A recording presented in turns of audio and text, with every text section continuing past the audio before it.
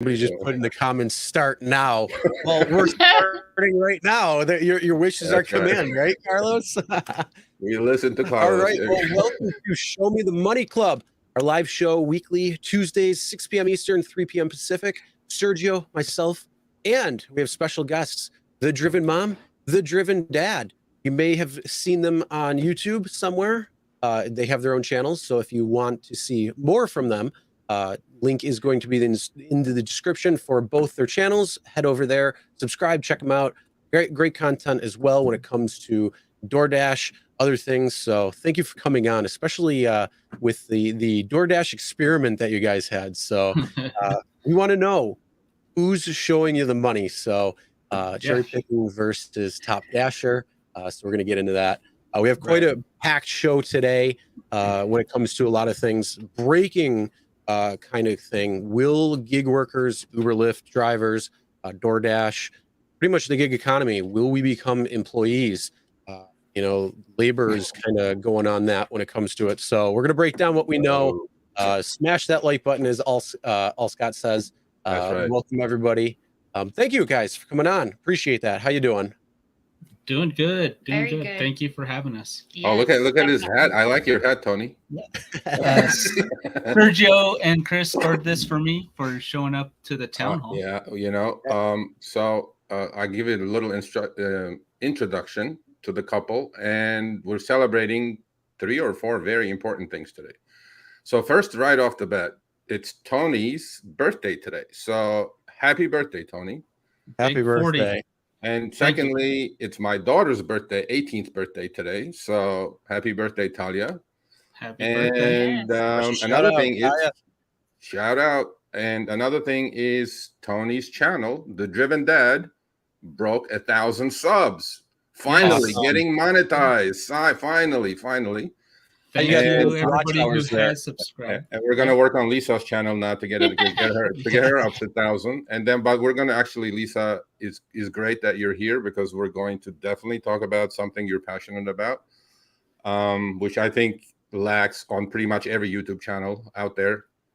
Content creators. I don't call myself a content creator, but whatever they are. So, what was the 4th thing I was going to mention? You know what? I forgot. 125K. Oh, yeah. Well, yeah, we're like 128 or 129 now. So we got 125K. And actually, Harry did tweet or put it on LinkedIn, and everybody was like, yay, Harry. I'm like, Harry, you're just sitting on your butt. We're doing all the work, bro. I'm not even sure why he's getting all the applause. Before we really go into today's show, like, not only that, this is the first of quite a few good shows that we have coming up. So we appreciate Driven Mom, Driven Dad coming on. But we have a couple of shows coming on, especially with Harry's, breakdown of the video of the $6.20 an hour for being an Uber driver.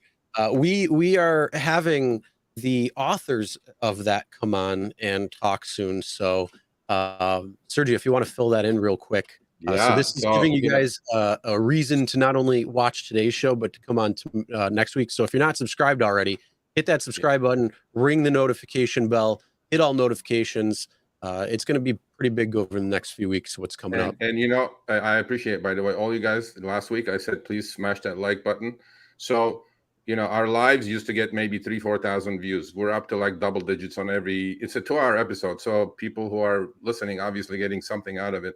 We truly appreciate it. Thumbs up, please. It helps the YouTube algorithm. So there was a study about a couple of weeks ago that got huge play in mainstream media. Market Watch did it, Bloomberg did it. All these people jumped on it. So there's an outfit in LA, in California, called Rideshare Drivers United. I'm very close friends with the president, who's Nicole Moore. I've known her for close to 5 years now. And in fact, they were on one of our episodes with the latest lawsuit that the drivers are bringing against Uber in California. And that was one of our most popular videos as well. So what happened is that they came out with this study that claims, and we're not going to take it easy next week, by the way, people, because I'm going to hit them hard, that the drivers are making $6.20 on average after expenses. Now, every study has to be taken with a grain of salt, because if you're ordering the study better come out in your favor because you can skew the statistics any way you want for the study to come out, just like Uber does. Uber comes out with their own studies, and some outrageous stuff in there that none of the drivers believe, right? So this one, we're going to find out, from the horse's mouth, how they explain the $6.20, because I don't think it's true. However, we're going to listen to them, and then the viewers will make up their own opinions, just like we're going to do today, between top dashers and not side dashers and whatever you guys are. I believe Tony, Tony was on our town hall, by the way, right? So he hit me as a no BS, straight up shooter kind of a guy, right? So I go, why not have him on? And he did I trust his numbers. He's going to talk quite a bit about those coming up. But yeah, next week's show should be very, very interesting. And we also will have on the same show a driver from Seattle, where potentially it shows that if the legislatures work with these companies as opposed to fighting them, their rates are through the roof, really. They're the highest rates in the country when it comes to miles and minutes for UberX and Lyft Standard. So with that said, please thumbs up, like the video or like the live stream. And we're on podcast too, right, Chris? Yep. If you want to listen to the audio podcast, it will be on pretty much all major platforms. That will be, that's usually the day after. Today is the live show, taped on Tuesday. Like I said, 6 p.m. Eastern, 3 p.m. Pacific. Come on, hang out. You can join the chat, the live chat, share your thoughts, ask your questions. When we can get to them, we'll try getting to them. And then the audio form of the podcast, if you can't make it, again, will be available on all major podcasting platforms, usually on Wednesday. Sometimes if we finish up early, I can get it Tuesday, but it's not a guarantee. So it will definitely be on the day after, though. Right. So let's get right into it. So Tony, there was this there was this little pissing race going on with the content creators for the last few months. One young gun from Vegas comes out and says, "Hey man, everybody should be top dashers because you're going to swim in cash." And then we have our friend Pedro, who calls non-tippers clowns, which I'm 100% in his camp, by the way. So, he was like, maybe not. They did some live streams and it got quite a bit of play. And then everybody got in a tizzy there. It's like all the, from UDM and all the small and large or mid-sized channels, they had all their opinions, right? So you went and did your own little, look, whatever Tony did, has to be said with a disclaimer, which is he did it for a month. It's him only. It's his city only. So if his numbers don't match yours, it's okay. These are his findings, and I'm believing every dollar's worth of findings he had in there. So, and I'm pretty sure he's not going to recommend for you guys to do what he did or what he doesn't do. But it's just an opinion, right? This is an opinion, and I trust Tony's numbers, so that's why they're on. So you're on, buddy. You tell us. Right. Second disclaimer, I'm first and foremost a rideshare driver, and I do food delivery during lunch mainly because it's slow for rideshare during that time.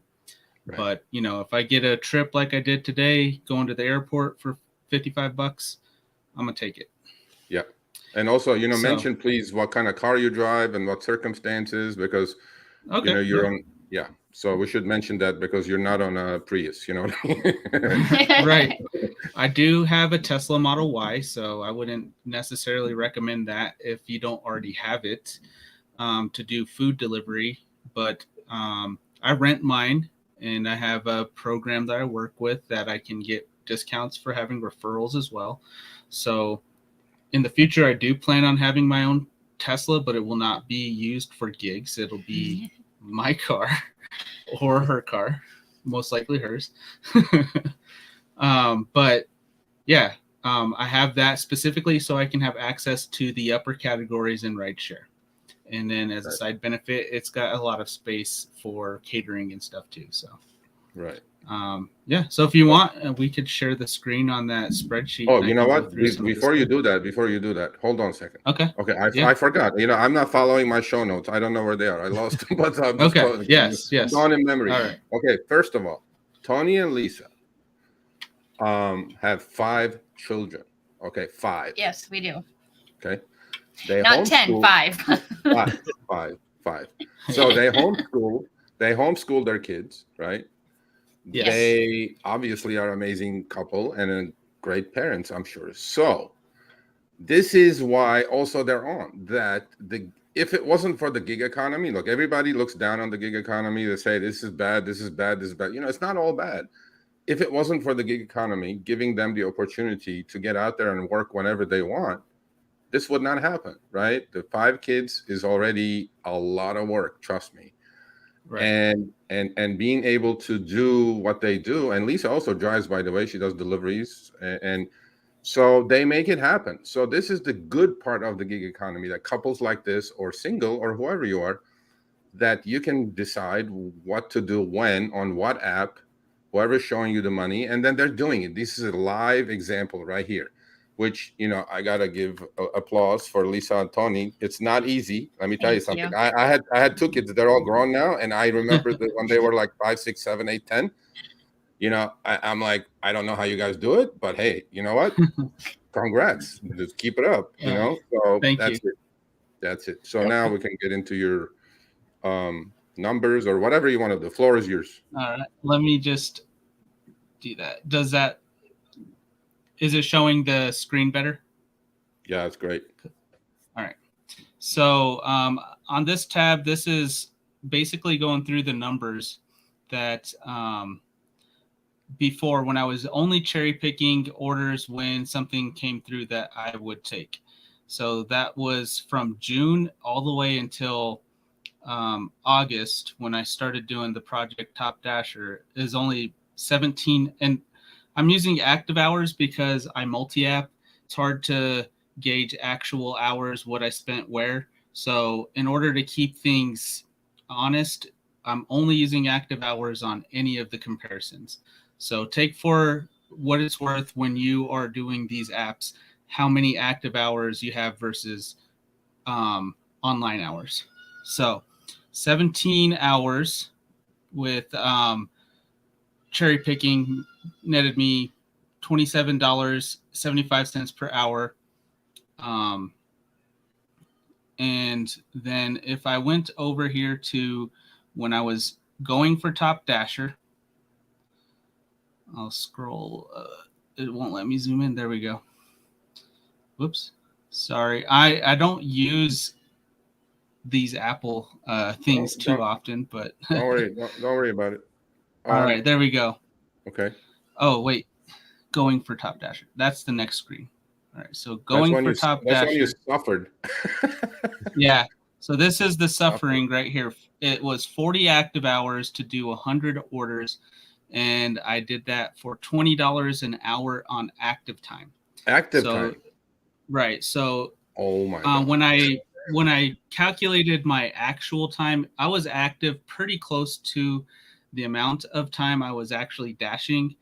I think it was average was about $18 an hour if I were to include online time with just doing this. So it's not too far off. But that was only $811. Wow. So going over here to Top Dasher, I was cherry picking for 52 hours. Yes. That was $1,600, almost $1,700, $31 an hour. Yep. And then this next line right here, where it says 93, that would be adding in the amount of time that it took me to get Top Dasher if I were to do it again. So if I were to have done Top Dasher in September and hit similar numbers to what I did in August for the Hell Week or whatever, 93 total hours it would take. I would make let's round up, $2,500 and $27 an hour.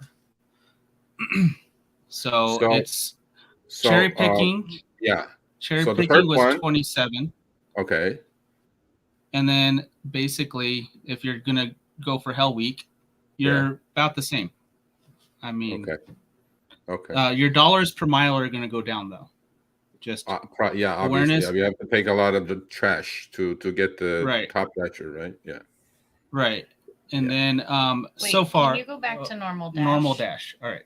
You put in 17 hours. Yeah. And then the other one, you put in, I'm sorry, you're saying you're going to put in 93 to get the same result. So it's more time too. But that means I'm doing more DoorDash versus doing rideshare, Well, which we could get into that if you want to. No, we're gonna because ultimately this is not just the DoorDash segment that we're doing, right? Because first of all, I mean, I kind of agree with your solution of looking at active time only, just for the fact that you multi-app, you do tons of different apps all at the same time, right? Basically, you're cherry picking the best of rideshare between Uber and Lyft, cherry picking between DoorDash, Uber Eats and whatever else, right? You have 4 or 5 apps going on at the same time. So in your case, I will accept, active time. But for me, active time is a lie. I mean, honestly, right? To me, it's like either online time or door-to-door time is going to be for me anyway. For profitability matrix, For just as an average, I average probably between $30 and $33 an hour with my charging time included. On online time overall. So just as a disclaimer on that. So I know that the on active hours are going to be way high versus what the actual. I think it's actually closer the more you accept everything to being active and online. But it's hard to for example, my active time, I do only Uber Eats. My active time versus my online time is literally like my utilization rate is 46%. So 54% of the time I'm declining orders. But so my online numbers are like $23-24 an hour, but my active is over $50 an hour, right? So there's many ways to do it. So Gabe, hello. John, hello. So to me, I think this is really, really important to understand. Everybody should use a certain profitability matrix. This is just for him because he's multi-apping and he's using active hours. So that's it. Right. So we'll hit what I've found so far this month since I've been accepted into large order program. Yes. Which Mr. Flex affectionately calls it the LOP juice. So we've got about 14 hours of data on active. $670 for $48 an hour active time. Oh, look at that. And that is without Top Dasher. So I'm going to put myself through hell week again so I can have some large order program with Top Dasher data to analyze as well. Okay. And then I'll be done with all of that just because as we can move over to this rideshare stuff. Where I make my bread and butter. I couldn't figure out without going into each ride for Uber. You can't. Okay, so I was not the only one like scratching my head trying to figure this out, but it took me forever to put these together. Yeah, one by one. Yeah, in California they show online hour and active hour, but I don't know how much longer they're going to do that because we have Upfront now, so I don't think they're going to. Yeah, it used to show it. I thought but now it just says online. So I had to go through each ride. So there's basically 42 hours of Uber during September on active hours was $3,070. Cha-ching. $73 an hour. Oh yeah. On active time. Oh, seriously? Yeah. I don't even know why you're messing with this stuff. This is the first. That's the first month of also having upfront earnings available. And utilizing short trips and sticky surge strategies is how I did that. That's amazing. So on Uber, by the way, do they allow you to drive Uber Black or no? They don't, right? I don't have Uber Black because I need a PUC stuff. I need some special plates, and I plan on actually doing that for January. That's my goal, is to have all of that lined up and ready to go, so I can start doing that by at latest February sometime. Yeah, it's odd that Lyft allows you to do Lyft Lux and Lyft Lux Black, but Uber doesn't. You need other stuff. Right. I don't know if Uber put that on themselves so that they could lower the saturation on it, or if it was a deal they had to make in order to enter into these cities. I don't know. Because Lyft didn't come out with their black car service till way later. Yeah. Okay. So we'll hit this Lyft line right here, and in Lyft, 31 hours, $2,400 for $77 an hour. I'm moving to Denver. It's like, That's the heck is So going on, man? you can I thought- unshare that screen now. Yeah, unshare. Yeah, I thought we were making money here. Look at you guys swinging cash over there. What the heck is going on? I don't know, man. 70 plus hour or 70 plus per hour breakdown. Right. And you you go. know, when I say $33 an hour online with charging, you know, if I didn't have to charge, my costs would go up. So it's like it'll all net to the same thing where I'm going to make the same amount of money per hour after taxes and expenses as if I had a gas vehicle, probably. So, or maybe I'm coming out ahead because I don't pay for any of my electricity right now. Yeah, that's true. So looking at that short, sample of trips and deliveries, my opinion always has been that rideshare is definitely more lucrative to do. But in your special case, I mean, look, you can't compare a lot of drivers to you just because you have these higher platforms that pay you so much more money. Obviously, looking at your numbers is pretty clear, right? There's not a chance an Uber X driver is going to accomplish those numbers, not even close. You know what I mean? But not sustainably throughout the day. You could during the surge times if you have a surge city. So your strategy in Denver is shorties with high sticky surge, right? Right. And I'm not even downtown for those because and so you have your Lyft wake Lux up in on time as well, though. You have your Lyft Lux on as well, both at the same time, right? So Lyft was Lux and Lux Black only. Okay, gotcha. Okay, so after that short sample size or small sample size and short period of time, again, the disclaimer was he's not going to give anybody any advice or tell what to do, right? He just did it for his own kicks. So the decision is, are you going to be Top Dasher again or not?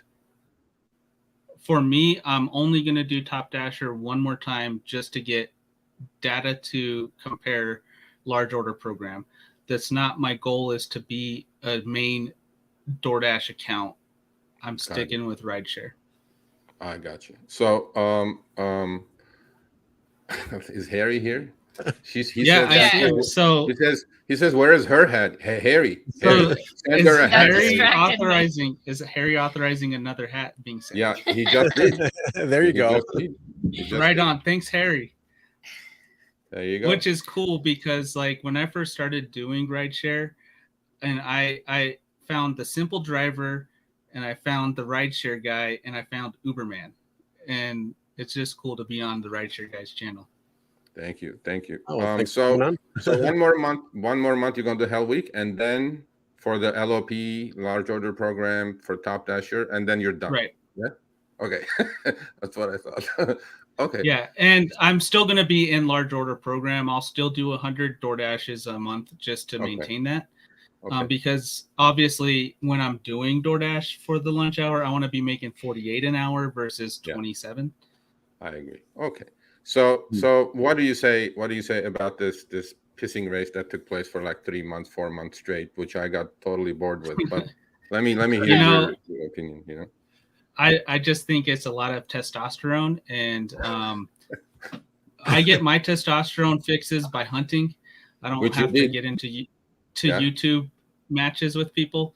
I just want to have objective information out there about what my experience is, and if it helps somebody make a decision for them based on what they see. I'm not trying to tell them how to do their independent contracting, but I'm telling them how I do mine, and they can compare and contrast what's beneficial for them, what's not, and try something out for themselves. Don't take anybody's advice solely, especially the companies that we're working for, their advice. Do things for you because it's profitable for you. However that profit works out for you, however your lifestyle is. My lifestyle says I can do rideshare. I live in a really good area, so it's not like I'm unaware that crime can happen where I could get carjacked or something. But I'm also aware that I'm blessed in this market too. So it seems like you have found the sweet spot for your own market, on your own city, and your own schedule, obviously, with 5 kids. We mentioned they have 5 kids, right? So to me, I think look, I don't think you can get any higher than that. I mean, because 78 is outrageous. So like, Yeah.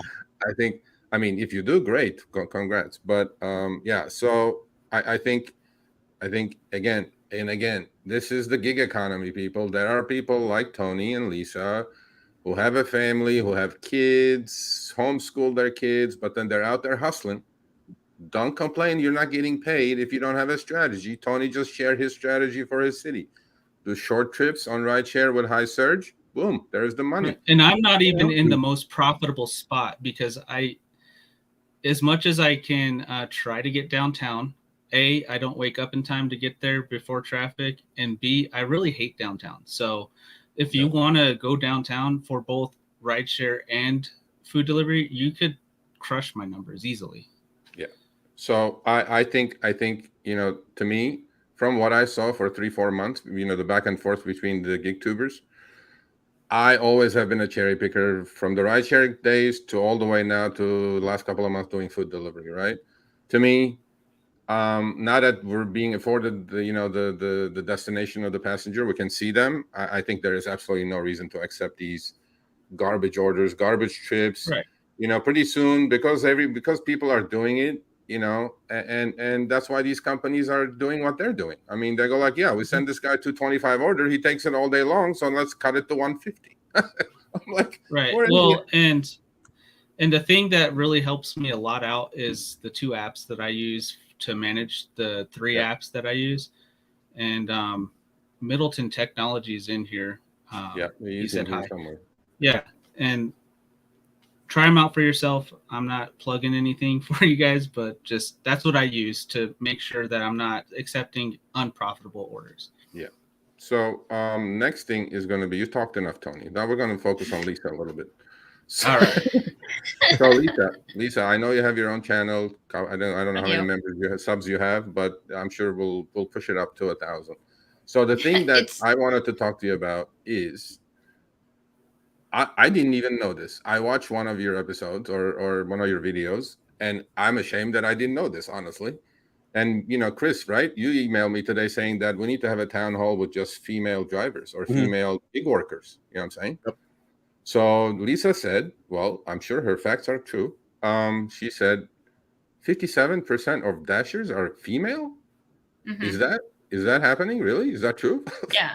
So there was a study done late 2021, and it showed that 55, 58, somewhere in between there, percent of DoorDash delivery drivers are female. Uber Eats was very close to that number. I think it was like 47. And then a different study was done, and it shows that 27% of rideshare drivers are female. So I think the reason why there's so many more delivery drivers versus rideshare drivers is just safety, basically. Or feeling safe. Can you tell Harry to shut up? Okay, we're running a show here, Harry. Stay quiet. Okay, so so tell us about. I'll totally do that, Harry. I'll totally do that. Yeah, of course. You'll run the town hall. We'll just watch you guys. So tell us about what you're doing with your channel, and also, I mean, how do you want to put this out there? Because I think those numbers, over 50%, are huge. There is a huge, market for that, and the same thing. I mean, as a driver, they're taking the same risks as guys taking on. You know what I'm saying? So how do you think females should handle it, and what should we do to help you out to get the word out that there is more female actually delivery DoorDashers or Uber Eats drivers than male? So how do we do that? I mean, seriously, I think it's a wonderful, wonderful idea what you're doing, but you go ahead and explain what you're doing. Man, you asked me like 6 questions, so I'm going to try and answer them. And if I missed one, I'm sorry. No, don't worry about that. So yeah, I just recently started my channel in was it August? Yeah. Yeah, August. It was her birthday present. I helped her start a channel.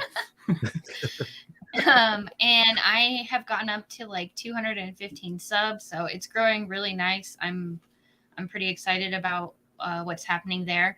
But what I noticed when I came onto YouTube was that there's a lot of these gig tubers, content creators that have roundtables or panels, and it's primarily male. And I knew that study was done. And I was like, there's so many women, like content creators out there as well. And obviously just gig workers in general that are like not having representation on YouTube. And so I decided, you know what, I'm going to get a panel of women together. I'm going to call it Ladies Night. And it's all female. And we get on and we discuss. I've had 2 of them so far. And we just discuss gig work from a woman's perspective. The first one was just kind of like all sorts of questions, like all across the board, like safety, issues that we face as women that maybe men don't face. Although I had some comments in my chat that guys were kind of dealing with similar issues. And I was like, wow, that's kind of eye-opening to me. And then I had one last night, and the topic last night was profitability. Well, what day is it every Monday? So at the moment it is Monday nights. I don't have it every Monday. Okay. I do have 5 kids. I homeschool, and I'm a baby channel. And I got to kind of juggle all of that, like getting used to doing all of that. So the next one will probably be in November. And I have some ideas for what the topics will be, but I definitely think I want to work it up to where it is every Monday night. And it'll be 8 p.m. Eastern. That's every Monday that it does air, it'll be 8 p.m. Eastern. Yeah, that's awesome. I mean, seriously, we would love to host one of your panels actually as an episode, or when we do a town hall, right? I mean, there's nothing wrong with doing something on another channel. I mean, it'll help you, it'll help us. But to me, I think it's a wonderful, wonderful, seriously amazing idea. I don't know how you find the time to do all this, Lisa. And I don't even know how you guys are doing this. Do you guys sleep? Actually, I guard my sleep very protectively. Like I will like quit working, like doing gig work, because I'm like, I need to be in bed by a certain time. Otherwise, that's smart. She's up here. She needs to stay focused. Yeah. But that's wonderful. So obviously we're in touch. We're going to keep in touch. And then when we have our town hall sometime in November, because we're packed in October, packed first week of November. So after that, we want to do these town halls and see, get everybody's opinion on these upfront fares, upfront destination, how they're treating it, because we had one like three months ago, and then it's a huge change. So, but on the rideshare side, probably with mostly guys, but then Roxy will be there, of course, because Roxy cannot not be there. Although I think we should put Roxy on your panel too, Lisa. Yeah. I mean, I want as many women on my panel as I can get. So, if you're a woman and you want to be on my show, maybe we can put out my email address and they can contact me. Definitely. But yeah, I think you're doing a great job. And I think it's all these women that are in the gig economy, right? They're contributing to their families, they're supporting their families. I mean, you know what? Hey man, all power to you guys. Seriously. I think it's great. And then we'll put the word out as much as we can. And then, women power, man. That's it. Yeah. You guys have the purse strings anyway. So it's like, I don't know why this wasn't talked about before. So let's switch back to Mr. Beard over there. Macho man. So I want you to talk about like a few minutes about your longest trip in the history of civilization. Yeah. I was so fascinated. I would just keep logging on and watch him drive back from wherever the heck he went. I don't even know.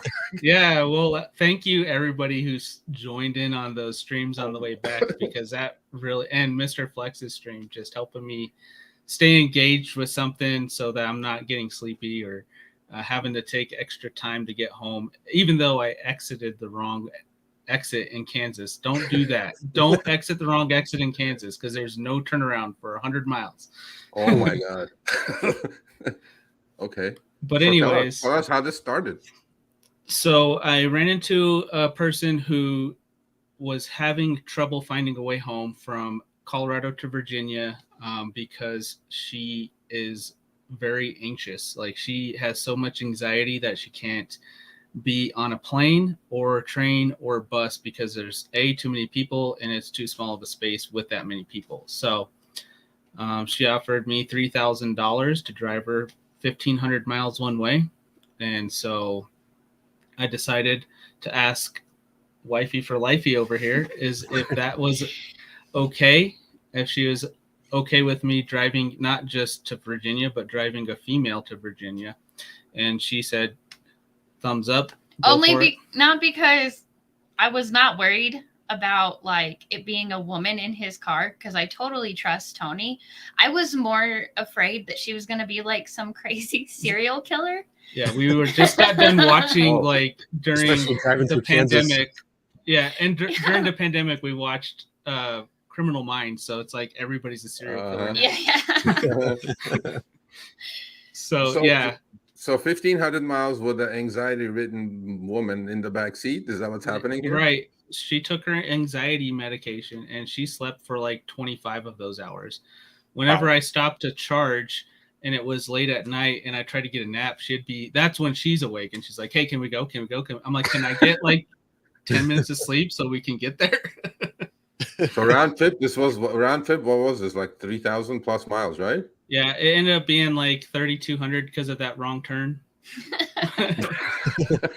Oh, so for $3,000, right? Yes. Mm-hmm. Well, I mean, I don't know.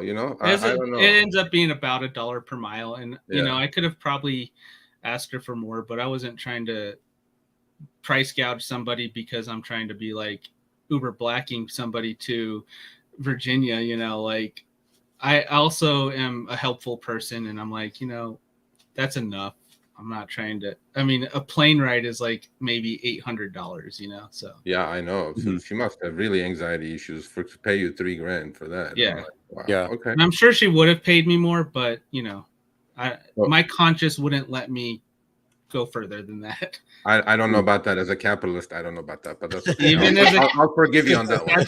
That's why I can't be the cutthroat capitalist. Like I can be, I'll forgive you about that one. That's okay. $6,000 would have been $2 a mile, but yeah, easy. Sergio, before we go on, we got to do the thumbs up. You and I, we'll do a countdown. Would you take that ride for 3,000 for? Well, we'll just say it would have been 3,000 per round trip if we didn't. Right. I made turn in Kansas. It took me 4 days. Okay, hold on. 4 days. It took me 4 days. I made $750 a day by doing that. Okay. You know what? Now that he said that, see, I was for sure thumbs down. But now that that wasn't a Tesla. That wasn't a Tesla. Much? Would have been faster than a gas vehicle. And it was on autopilot 90% of the time on those highways, right? Yep. Okay, now, you know what? I don't know, man. Okay, here we go. Hold on. We need to know one more thing before we do our thumbs up, thumbs down. Okay. How much was the charging cost by chance? $200 because I wanted to use the superchargers on the way out, but then the way back, I used my Electrify America account that I have free charging till March. So $200 rounded up.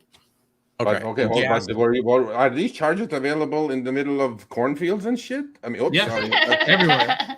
You just type in your destination and it maps it out for you. Wow. Okay, here we go.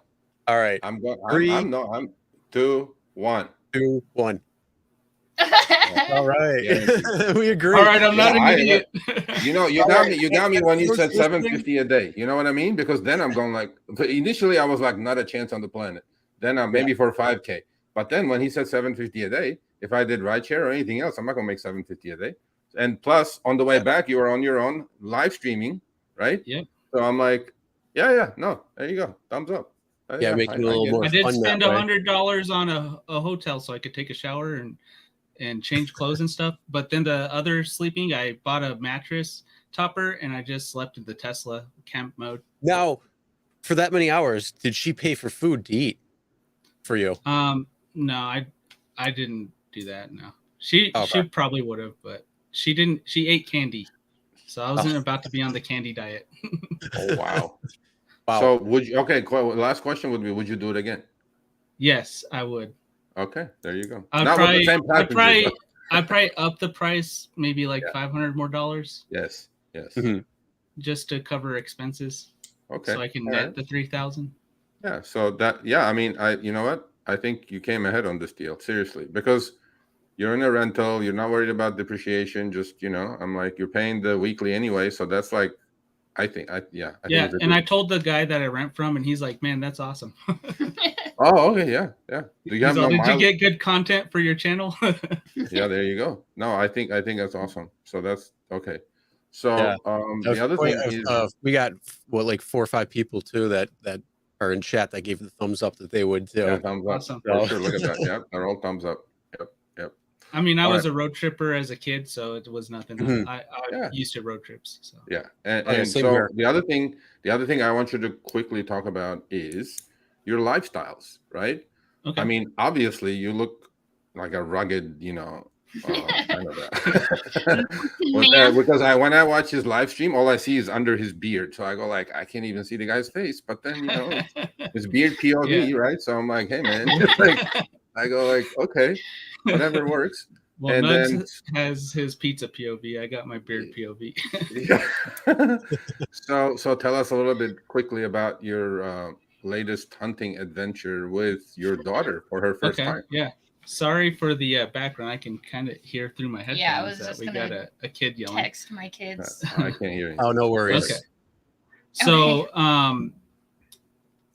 hunting season in Colorado started in October for rifle season. We hunt rifle. I'm not accurate enough to be a bow hunter, I guess, and I'm not patient enough to be a musket or black powder hunter. But so yeah, we were high-powered rifle, pronghorn, aka antelope. Okay. And then my daughter, she got her hunter safety through the pandemic. We put her online and did that, and then put in her applications last year. She didn't draw anything, but this year she drew an antelope. I also drew an antelope, and my dad and my brothers also did too. So we went hunting for the first time. She was scouting out the land with my dad while I was still up here. And my dad was like, we're just going to scout. But then my dad ended up finding an antelope and just taking it down. And she was good with it. So I came down 2 days later and hunted for 2 days before I found my antelope. And I got heart shot on the run, straight through the heart.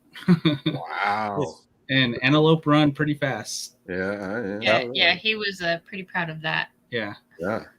So everybody in the chat is getting a pound of antelope meat. Now he has nothing left for the winter. No protein for the winter. Right. Well, I do have a meat deer out of tag that? left. You have a deer tag left. Yeah. So that's Okay. at the end of the month. What did you say, Chris? How much meat do you get out of that? How many pounds on an antelope? Not very much. Okay. The whole antelope, after it's just meat and bones hanging, is probably like 55, 60 pounds. Okay. So then you have to take out the bone. It's not much. It's a Hey, baby. Pedro, It's a baby Pedro. size big game. Pedro in the house. You missed our little clown debate here, Pedro. So you have to watch the rerun. You have to watch the rerun. But Yep. okay. So last word I'm going to give you both before we get into our own little song and dance here. Which you guys are more than welcome to stay, which hopefully you will. Yes. And I would love your opinion on a couple of topics which broke today. So tell us both really seriously why you are in the gig economy, why you guys do what you do. What do you like about it? What do you not like about it? And I'm not going to be company specific because we all know these companies are brutally evil when it comes to algos, the way they manipulate, whatever. Right. But that's been talked about. Enough of that, right? We all know what they're trying to do because their opinion of how things should run is diametrically opposite of yours. Yours is to make money. Theirs is to make money. Yeah, guys have to meet. You gave up a little bit here. They give up a little bit there, but it doesn't seem like they're giving up much. So to me, it's like, make the best of it and make it work for you, which you two obviously have figured it out, right? And what your plan B is if you have a plan B going forward. So tell us a little bit about that. Right. So the reason why I started into the gig economy was because I was a salaried manager, and we all know salaried managers don't get overtime. And when they promise you bonuses and you hit the numbers to get bonuses and then they change how you get it is because, your whole operating group didn't maintain these stats, then you're like, what does that have to do with me? You got to make up for the difference somehow. So Uber was my way to do that. And then once I found out that I could make really good money doing it, and not have a boss, I just transitioned out of it.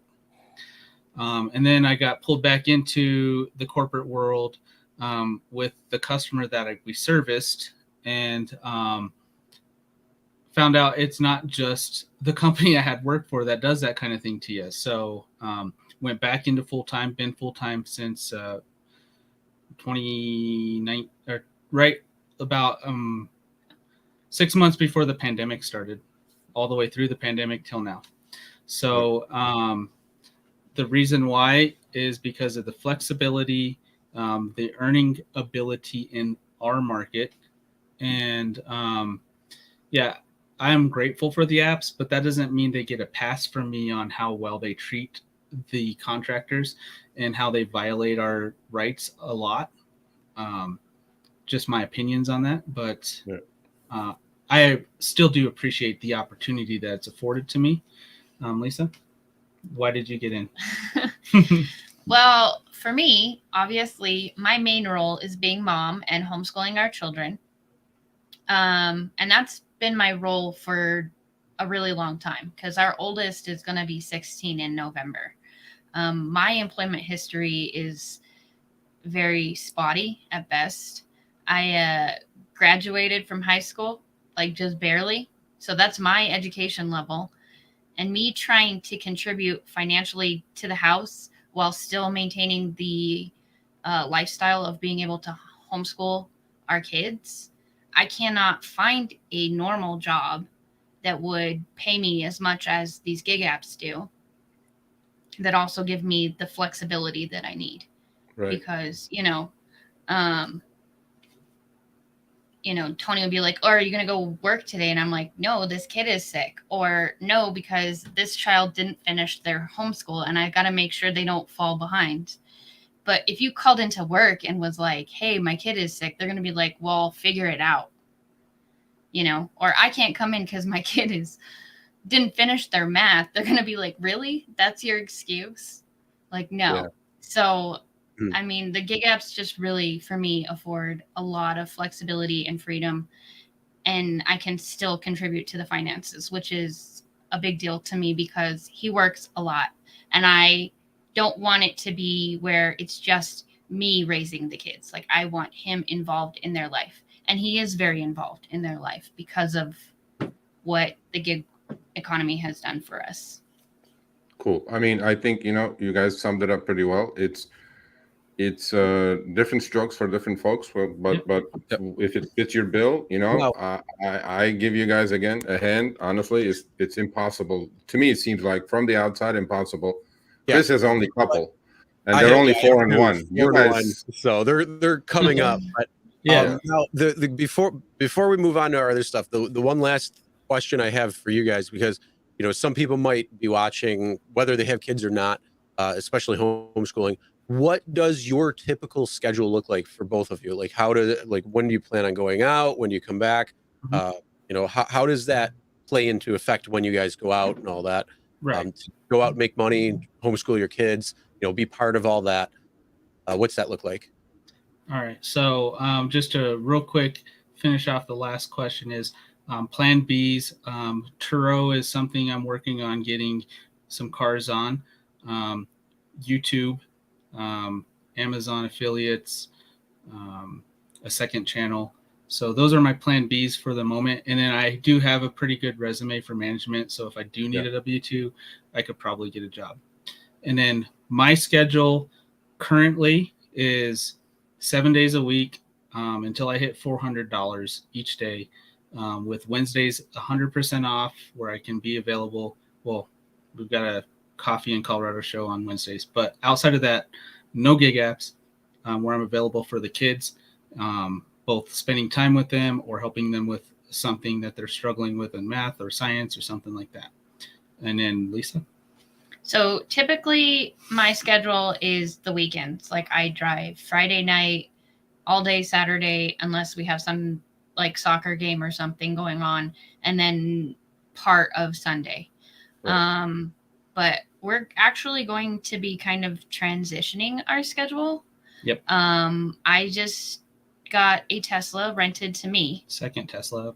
And so the plan is for us to go basically do full-time hours Friday, Saturday, Sunday, and then the other 4 days of the week, both of us be home with the kids. And Right. I'll be doing rideshare and food delivery as well. That's awesome. And we're gonna have a Thursday night dashing Thursday date night night. dash off. Dashing date night.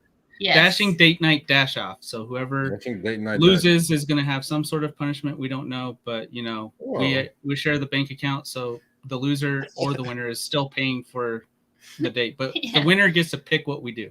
Yeah. Awesome. Nice. No, awesome. I mean, thank you. Seriously, you guys are awesome. Thank you.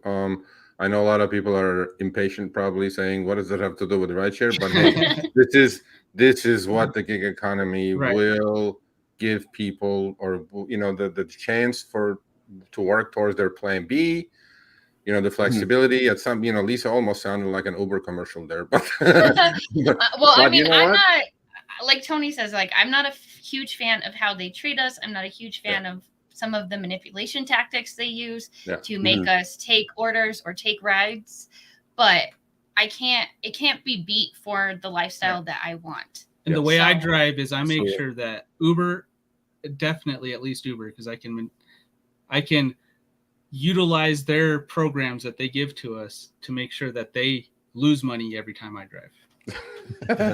Well, That's what it is. Show me the money Yeah. club. But the other thing too is, if as Sergio said, you're like, oh, what does that have to do with rideshare?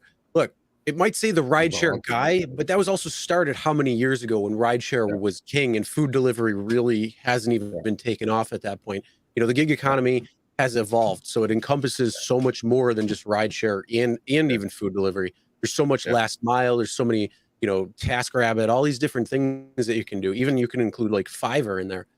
So there's so many different things there.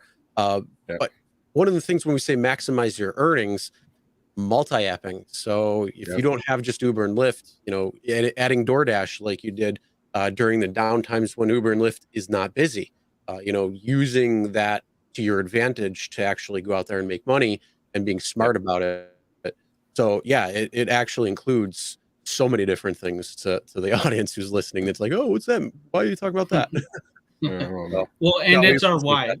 Everybody has their why. You just asked us what our why is. So. Yeah, and but I mean, I think there are certainly many positives in the gig economy, and you two are an example of it. And I think I'm pretty sure if you guys had both W-2 jobs, I don't think this would be happening. Homeschooling wouldn't be happening. None of this would be happening. So, you're taking advantage of an opportunity that's given to you, and there's nothing wrong with that. And, I applaud you for it. So now, if you guys want to hang out. Let's get into the song and dance part of the show. Or do you have anything else going on? Well, actually, before, are there any other apps you do besides DoorDash, Uber, and Lyft? I have Spark and Shipped available, and then the other ones I do have, I don't use them, so I don't really talk about them. I think I have VHO. She has Amazon Flex, which I don't use. No. Okay, so those are the three primary ones that you use? Yeah, those are the main ones. Spark was good for a while here in Denver. It could be good once, they fire some drivers and they offer the incentives that make up for the no-tip orders, and then you just have to play the game with them, I guess. Yeah. Sorry, Hey, can Lisa, I just you saw this that comment? Yeah. So my email address is thedrivenmom@icloud.com. If you want to contact me, I will just email me there, thedrivenmom@icloud.com. Hi, Spy, another panelist for you, it looks like here. There you go. And it's like the.drivenmom on Instagram. Oh, yeah, So on that's a Instagram, DM. if you want to DM me, it would be There you go. the.drivenmom. But That's yeah, wonderful. that's And my then email address.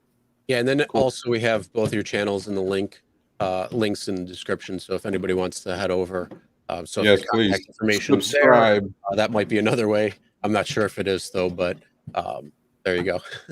Yeah, I mean, subscribe, Thank you. and I don't recommend too many channels, but because they're competing with us. But that's not the issue. The issue is they're such a wonderful couple, doing great things, and you know what? It's like here, no BS zone over there. You know what I'm saying? There's none of this drama, none of this fizzy whatever they throw. Each other. I'm like, come on, man.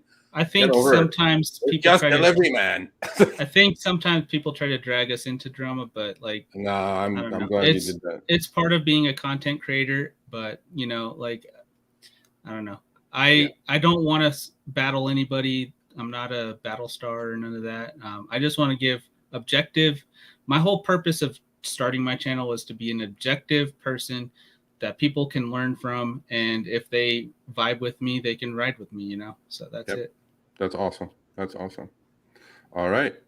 Well, thanks again for showing up. I'm sure I'll be in touch with you guys for the rest of the gig economy existence because you know we all kind of depend on these things. You know what I mean? Yeah. But should we start with the? Are we going to all instead of rideshare guy? I'm going to wear an Uber shirt next week. Or an Uber cap, you know, right? Open the door on an Uber X for a $3.23 tip. Because that's what an employee does, right? Yeah. Mhm. Yeah, and the You government. got to get the Uber Polo. Yeah. The uniform. I probably have to buy my own polo as opposed to given to me. You know. I guess depending on the state, right? Yeah. Well, yeah. In this state, you know. Colorado will make them buy it for you. Probably, yeah. But yeah. So there was major news today, right? And Uber and Lyft in aggregate lost 10 billion with a B market capitalization in the stock market today because good old Biden administration decided, well, actually this started like maybe a couple of weeks ago. There were kind of hints of this happening. We did a video on the FTC investigating these companies, which truly for rideshare world or gig world went viral anyway. And then sure enough, here comes the hammer. That was a little jab, and here comes the left hook now. So Uber and Lyft are like railing they're on the ropes now. So they go like, what's going on? We just lost 10 billion in market cap. I'm sure DK was not happy with the stock options, but hey man, it's what it is. So our labor secretary, this is from April 29, but the breaking news was today. Marty Walsh, an Irish immigrant son, and he's very pro-union, pro-worker, pro-labor. And, you know, a lot of people were wondering why this hasn't happened already with the Biden administration, you know, and now it's happening, people. Now the government is actually the rules of engagement are going to come out on Thursday, and there's a 45-day comment period. And after that, if this becomes rule or law, Uber and Lyft are in a little toaster over there. So, and Grubhub and DoorDash and all gig economy companies. You know what I'm saying? So, so the idea is that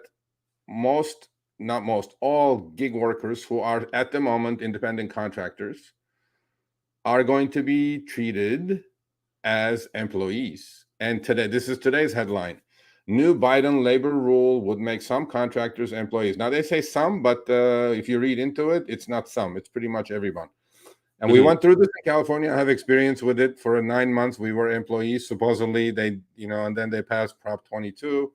They overrode it, but then Prop 22 got kicked out of court. So I'm like, I don't know what's happening now. But today was not a good day for Uber and Lyft.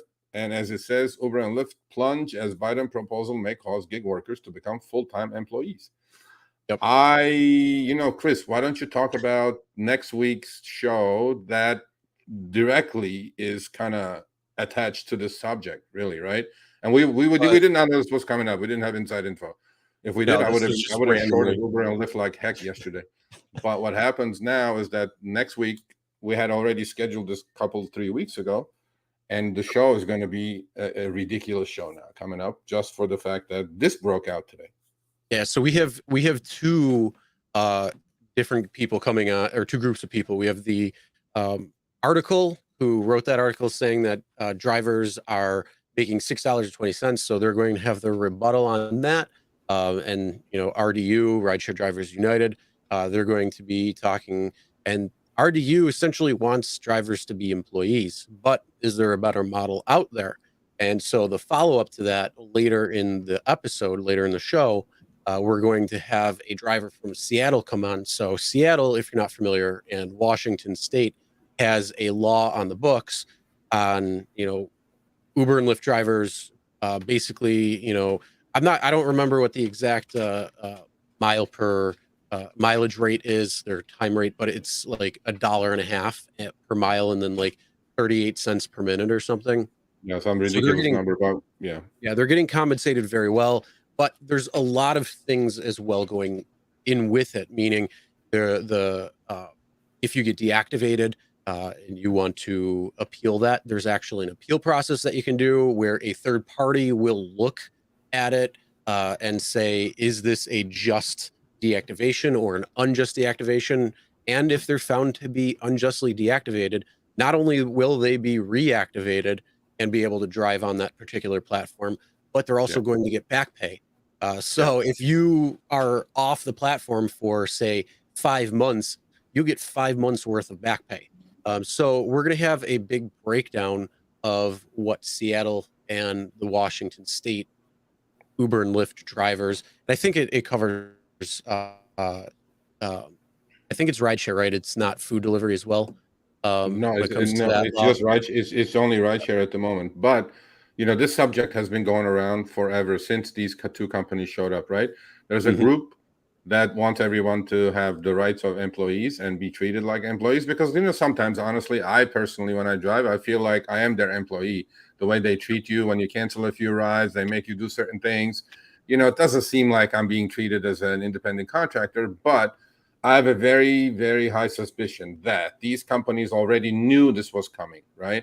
And to me now, this clarifies the picture a little bit, is that the reason they are unleashing upfront destination of the passenger was exactly due to what's about to come, right? They get inside info way before we do, obviously, and they knew something like this was about to fall on their head. The building was about to fall on their head, and they go, well, let's make these people, drivers, look like some sort of independent contractors. We give them the rights. They decline all the trips they want. We give them upfront destination, all this stuff. I go, yeah, great. Now add to that, let me name my own price for the trip, and then I'm a happy independent contractor. Here we go. And bring back so surge multiplier. Yeah, exactly. So to me, it's like, actually, you know what? I don't know how many we have on live now, but let's do our own little quick survey. Like, how many people watching, including ourselves, want to be independent contractors? Thumbs up for independent contractor, thumbs down for employee. So what do you want? So if you want to be an independent contractor, do thumbs up. If you want to be an employee of these companies, do thumbs down. Yeah. But so you got thumbs up? Yeah, I got thumbs up. Tony got thumbs up. Lisa got thumbs up. You're sideways? Okay. Sideways. Because he's sideways. Because the current model does not work. It needs to be fixed. Okay. Now, is Seattle, are they the best option? Or is it something that needs to be where, like you said, name your own rates, something where it actually gives you independent contractor versus employee, like a clear, you are an independent contractor, not just a company saying you are. Now, I mean, both Driven Dad and Moms came on and said that it works for them. They're making money. And yes, that's great. But the thing is, there's other people out there who, they're what was the term last week? Formica. Formica, yeah. Yeah, Formica, yeah. So, I mean, you have all these things where, the guiding hand, the gamification, the manipulation tactics, they have all of these things, and then they're very one-sided. There's a lot of issues I have when it comes to it. So they want you to be classified as independent contractor, so then they can continue as is, unless they're actually forced to change. And I don't really want forced change, because these laws that come on the books, like this training mandate with California drivers, right. You have to learn how to take unaccompanied minors, but it's like you're not supposed to take unaccompanied minors because it's against Uber and Lyft policy. So yeah, I mean, you know what though, but I think next week is going to be a wonderful, wonderful show, just for the fact that you have one side that clearly wants everybody to be employees, and then you have something that the government still. I mean, I don't want the government to get involved. Don't get me wrong. Yeah. But at some point, maybe their involvement may bring great changes like it happened in Washington State. Now, I'm not saying everything is great in Washington State. Everybody has their own opinions. And then, maybe they can tell us about what's so wonderful about being an employee of these companies. And then the other side will say what's so wonderful about staying IC and have a, huge increase. So I don't think I've seen one thumb down yet. I think everybody is putting thumbs up, meaning they want to stay independent contractors. But if you want to stay independent contractors, are you happy the way you're treated? And are you happy with the money you're making? I don't think it is, because we do videos constantly, and God knows, man, 99.9% are negative commentary. You know what I'm saying? So I'm like, you guys are complaining, bitching, and moaning, but then you still want to stay independent contractors. How's that going to work out? Yeah. Yeah. I think, can I make a comment? Yeah, absolutely. Okay. I think for me, it's, yes, I want this, oh my gosh. You want to remain an independent contractor? I want to remain an independent contractor just because, like, I know that the benefits that come with being an employee means that I get my freedoms taken away of being an independent contractor. Like, I need that flexibility. I need the freedom to be able to work when I want to work. So if that means that I don't have, like, health insurance or workers' comp or whatever, then to me, that's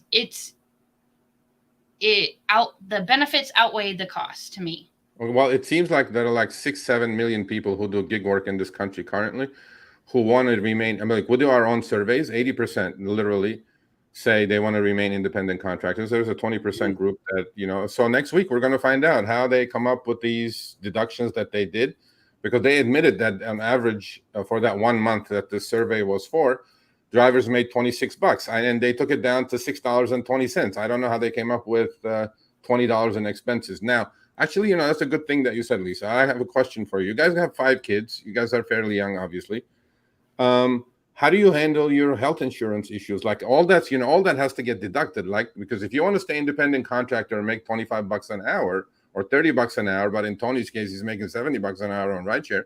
Not everybody is like that. A lot of cities, a lot of, smaller cities, drivers are making $16, $12, $14, $18 an hour. If they remain independent contractors, with the power these companies have, they do what they do with the rates, especially cutting the, base rates to pennies a mile, and they keep cutting your income. How do you pay for everything, including your car expenses, your health insurance, all these things that the employee rights may give you? So, I think, like, how do you guys handle that? I mean, I know you make more money than average driver, but then if you talk to a driver, like I talk to a lot of drivers in Tampa, San Antonio, they're making no money. They're making 12, 14, 18, $20 an hour. If you take all your expenses, you may get down to $5-6 an hour.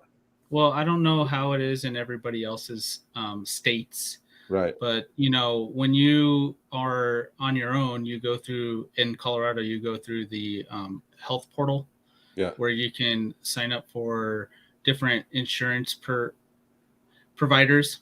The marketplace, I think, is what they call it out here. Yeah. So we just go through that, and based on your income and your amount of dependents, etc., they either give you no discounts or some discounts or a lot of discounts. So for us, it's just we get a significant amount of discounts just because of the amount of kids we have. Yeah. No, I mean, which is not normal for a lot of people. So no, I understand you're a special case, but in general, right? In general, being an Uber driver or a delivery person in this country is not a profitable endeavor. I'm saying this outright. Okay. So not everybody is swimming in cash, unlike all the passengers think we are. But a lot of people in the gig economy in general, whether it's Uber or DoorDash or Instacart, like all 3 main categories, or I guess 4, because courier, do it part-time to supplement their W-2, where they do get their benefits from. Yes. So that's probably why a lot of people don't want to, in addition to having a job, have a second job. I agree with you 100%. And you know what? The 80-20 rule applies in the delivery. Well, not as much delivery, but in the rideshare world. I mean, rideshare is a lot bigger than delivery at the moment. But during the pandemic, actually, they were 50-50, but now rideshare is in the lead again. So to me, there is a 20% full-time drivers out there that have been on the system for years, and this is their livelihood, right? And if you're driving 40, 50, 60 hours a week, I think you should really look into the point of them being employees. But definitely, you should not be given employee rights if you're driving 4 hours a weekend or whatever to make some, extra bucks to pay for some additional vacation or something you're going to buy. But I think there has to be some distinction between full-timers and super part-timers or part-timers, because those full-timers are definitely losing out. I agree with one thing that RDU says, and those are the people who are doing 80% of the trips. 20% full-timers are doing 80% of the trips. Mm-hmm. But we're going to have a nice, clean discussion next week, and we're not going to settle anything. I'm sure they're going to sell their idea, but we'll see. We'll see how it goes. I think it's going to be super, super interesting. So, So we agree. None of us want to be, except Chris. Chris went the Switzerland way. No. Look. I went would sideways, bro. rather remain He went sideways. Who goes sideways? Because there's a better option, I think. I don't think the way it currently is set up is the best option, nor an employee. I always have said there's a way better option out there. And I think it's a way where everybody has to kind of come to work together. And at that point, everybody could win. You could have the companies win. You could have the gig worker themselves win. And you can even have the client or the customer win. So it's just a matter of coming together and actually working together to make it better. I agree with you. I spoke to the Seattle driver for over an hour the other day and convinced him to come on the show at the same week as the RDU is coming. It's not going to be a debate, but from everything he said, honestly, I did not find one negative thing about it. So I don't know. Maybe I'm too naive. An hour and a half of conversation, but I also read the law. I read everything I could get my hands on about what's happening in Washington State. And their fares are going to be adjusted upwards because of inflation this year. They're getting a 7% increase, exactly the same as. So Seattle is going to go to like $1.65-ish per mile and about 55 cents a minute. Mm-hmm. And all the other cities in Washington State are going up commensurately. So to me, it's like, I didn't find anything negative in what he said.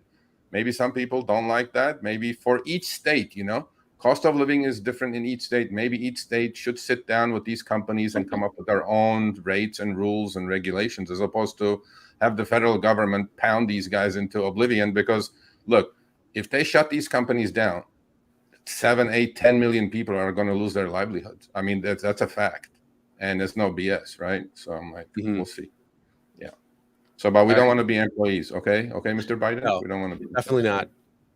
I'm right there. I don't want to. Like, I enjoy being able to go out when I need to, when I want to, not having a schedule, not being stuck on a particular app over another.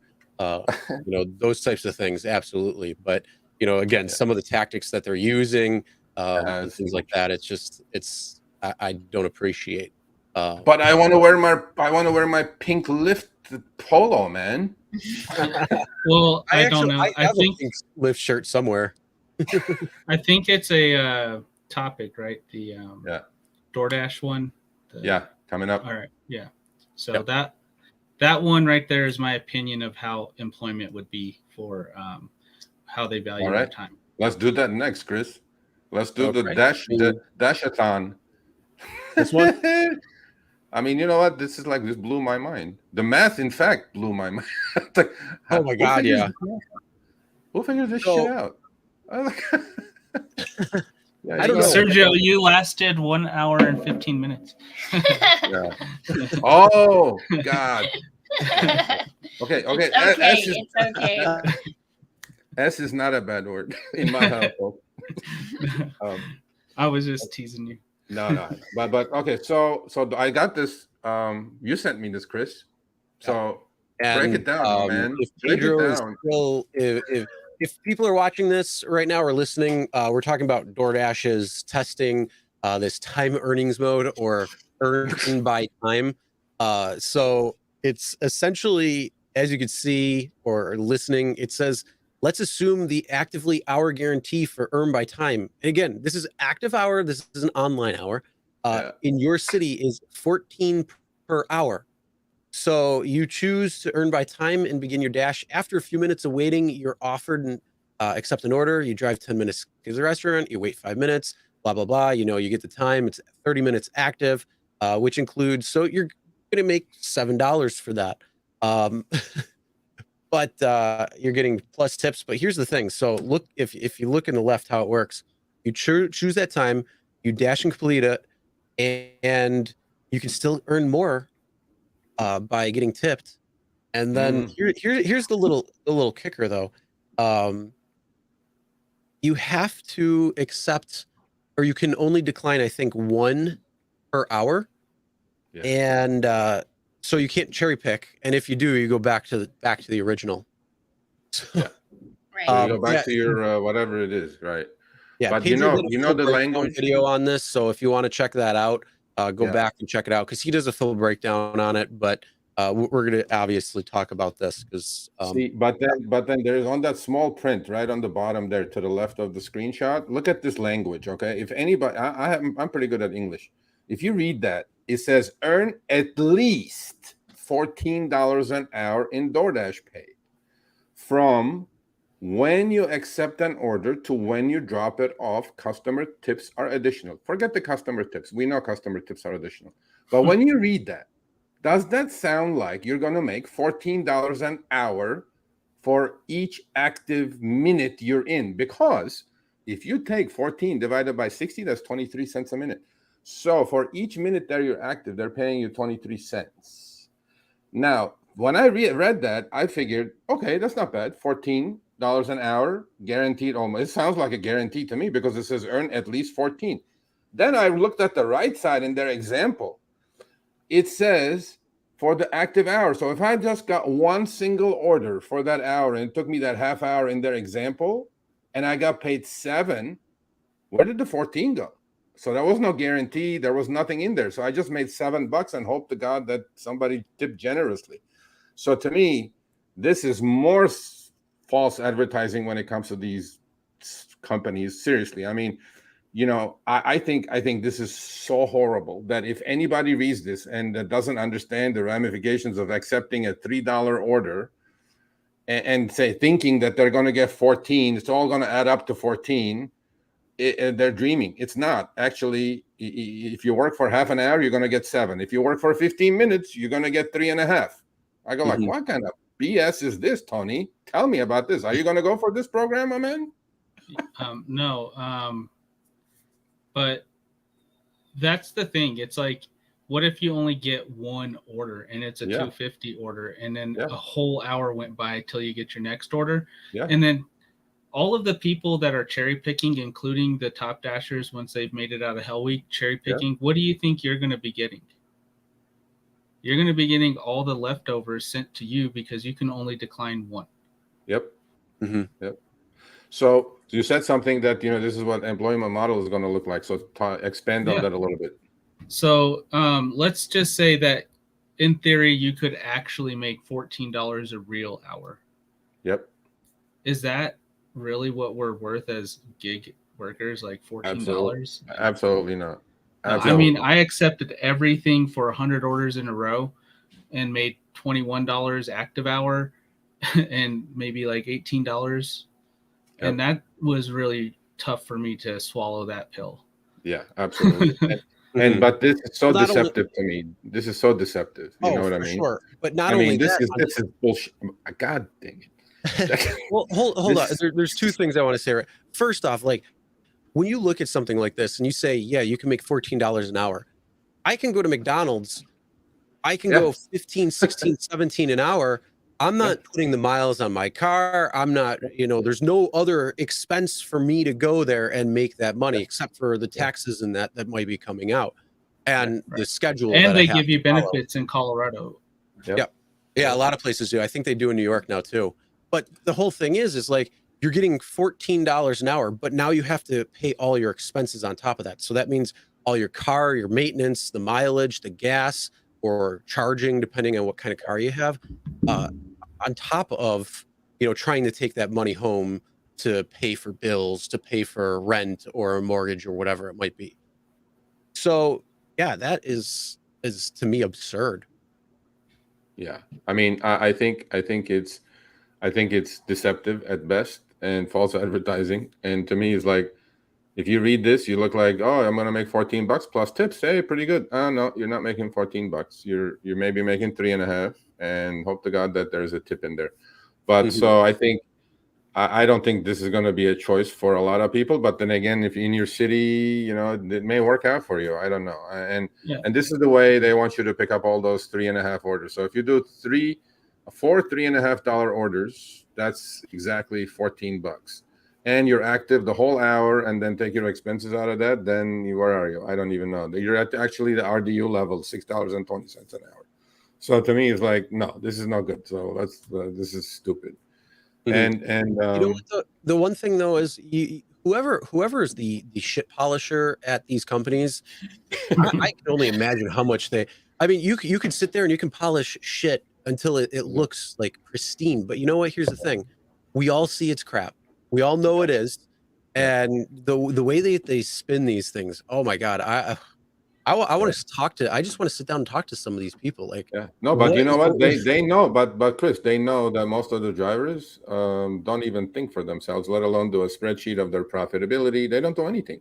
I mean, we know this from our own surveys, and this is for people to fall into a trap, and then once they figure out they only made $6-7 because they were active half the time, and then they go, oh no, what did I do? But then in the same time, DoorDash got picked up a whole bunch of trash orders. You know what I'm saying? So, So now for everybody who's watching, who might do DoorDash, for everybody, for you guys, let's do the thumbs up, thumbs down. Thumbs up for earn by order. Thumbs down for earn by pay.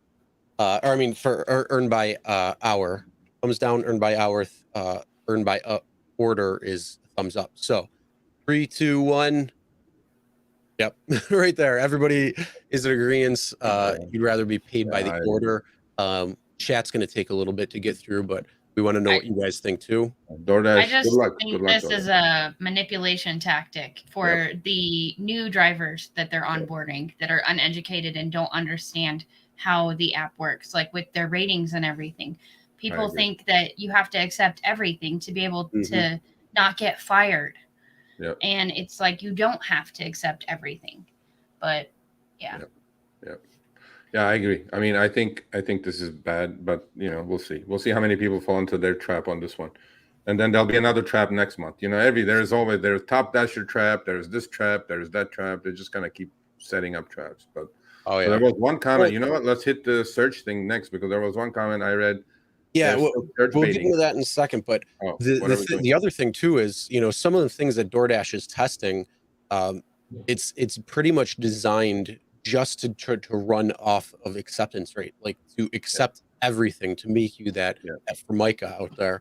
I don't know if you guys are seeing this as well too, where it's putting so much emphasis on your acceptance rate and having to accept these orders, and very little in terms of being able to say no to a particular order, the way that they're setting these things up. And don't fall for it, people. It's garbage. It's trash. Don't worry about it. Just forget about it. Just cherry pick. That's it. Yeah. Not only into our 3 Ps that we talk about, but the other thing is, the ability to remember that you don't have to accept everything that is offered to you. Only take the things that are going to make you profit. So add another P. Pick cherries. There you go. There you go. There we go. Now we got 4 Ps. We got to update that video. That's right. Thank you, Tony. There you go. All right. Let's move on to Surge then. Did Uber finally fix Surge? All right. So this is, again, please, no hate mail on this one. This is me, LA, my screenshots. Now, the one on the left happens quite a bit still. It's called kryptonite. You'll be in the middle of the Red Sea, and then suddenly the Red Sea will depart or spread apart, and then I clean up all the surge around me. But then that's okay. I'm not going to talk too much about that. What I want to talk about is that we did like a couple of videos. We talked about it in length about the surge baiting thing, right? So I would have my app off, like it is on the left screenshot. And then the second I turn my app on, first of all, the colors would go from blood red to some pale orange. Well, it's not happening anymore in LA. So whenever I turn my app on, everything is staying the same. Now, I need comments, or we're going to do a video, I'm sure, about this one. Please comment if this has stopped in your city, because, okay, we talked to Uber. Uber came back saying that it was a glitch. I go, my, you know what glitch? Because because it was a 4-year-long glitch, Uber. Yeah. It's been going on for 4 years Since they started this sticky surge. Yeah, since the sticky, but it's not happening anymore. Tony, is it happening in Denver? You know what? I find that with my Android versus my iPhone, like there's a little bit more lag time on whatever server they run the Android app off of. Yeah. And maybe like the surge when I get there is a little bit lower, or maybe a little bit higher than what I actually see. Yeah. But it's more on point with my Apple phone being real time. Well, it's not happening now. I mean, I tested this pretty much every half hour on the hour. After Uber said it was a glitch, we fixed it. I mean, the map in the middle, actually, which is 4:07 a.m. Taken, and the route one is also 4:07 a.m. Right? So basically, exactly within 5 seconds of each other, I took these screenshots. I turned the app on. If this was the case in the when we did the episode a couple of weeks ago, talked about surge baiting, where everybody goes to the surge, and when they turn the app on, surge disappears. It's exactly staying the same. And then I did another one in my neighborhood. This is Santa Monica. The next screenshot, we'll show you guys that too, is that I had my app off. I was sitting at home, literally. I'm like right under the 12 out of 100. Again, 8:29 a.m., 8:29 a.m. Both screenshots taken simultaneously almost. I turned my app on. Nothing changed. Exactly stayed the same, which is shocking to me. So now maybe they fixed it. So what's happening in other cities? Please let me know in emails or comments. And I zoomed in, right? And again, my app is off, and I'm under actually at 350 and 9, between 350 and 9. That's my house. I turned my app on. They gave me 750, which is probably a lot higher than I thought it would be. Okay. And now I'm ready to go take a trip with plus 750. But then if you look at all the little dots, red dots, nothing changed. Every number stayed exactly the same. So we're taking full credit for this one, drivers. We fixed it for you. There you go. After 4 years, and some guy at Uber probably will watch the show and they go like, wait a minute, they're busting us over here. So there you go. So to me, it's not happening anymore. If it's happening to you guys, please let me know. Sergio at therideshareguy.com. So no more surge baiting. Yeah, and if you have screenshots or anything like that, please send them. Especially like these back and forths where you know when you see it when you first open up your app versus going online. That's one thing that you always saw. But then we were seeing videos that people are literally driving under a particular number. It could be like $10, but it was only showing up $4.50 while they were driving underneath it. So I'll pay more attention because that does happen to me a lot. I'll pay more attention. Take some screenshots, send them to me, Tony, or do like a screen record, for a minute, because I'm telling you, I tested this. I have 1,000 screenshots. It's not happening. So I'm going like, wonderful. We fixed something finally, maybe, hopefully. I don't know. Well, we will try to take credit for it, but is it also somebody put in the comments saying this could be part of like the FTC investigation, which this would be part of that? It just seems like the federal government's just cracking down on these companies right now. Yeah, they are. And but if it works for our benefit, hey man, I mean, if we fix something or help fix something, great. Anyway, but please let me know if surge baiting is still going on. Go ahead, next one. All right, where do you want to go? We want to talk anywhere you want to go. I think we got one left, right? We got a couple of topics left. So you know what? Let's do. I think we can forego the that one. Yeah. I think I think we know what's happening there, right? Economy is hitting the tank, or is going to hit the tank. Everybody says. I like the line that says we're thinking we'll be in a recession. Like what? Yeah. What there's world no are thinking. you living in? We're in a recession. Yeah. I think they're supposed to say depression, not recession, because we were in a so they're saying we're going to get upgraded back to a recession. All right. Yeah. Because they changed the definitions. So for if you're going in the real world, not this upside down that we've been living in for the last year and a half, 2 years, we're in a recession on the brink of a depression globally, not just something that's like Oh yeah. local, but yeah, a lot of companies are saying that they're going to be doing layoffs. Facebook just said last week we heard 12,000 quiet layoffs. Where are they going to go? I mean, you say they're in IT, Sergio, and they're not going to come. But the problem is, this is I could just see Dara. Oh, we're gonna get so much supply. So this could be something to watch out for. Or you're gonna what was it, 07, 08, during the housing bubble market crash and all that.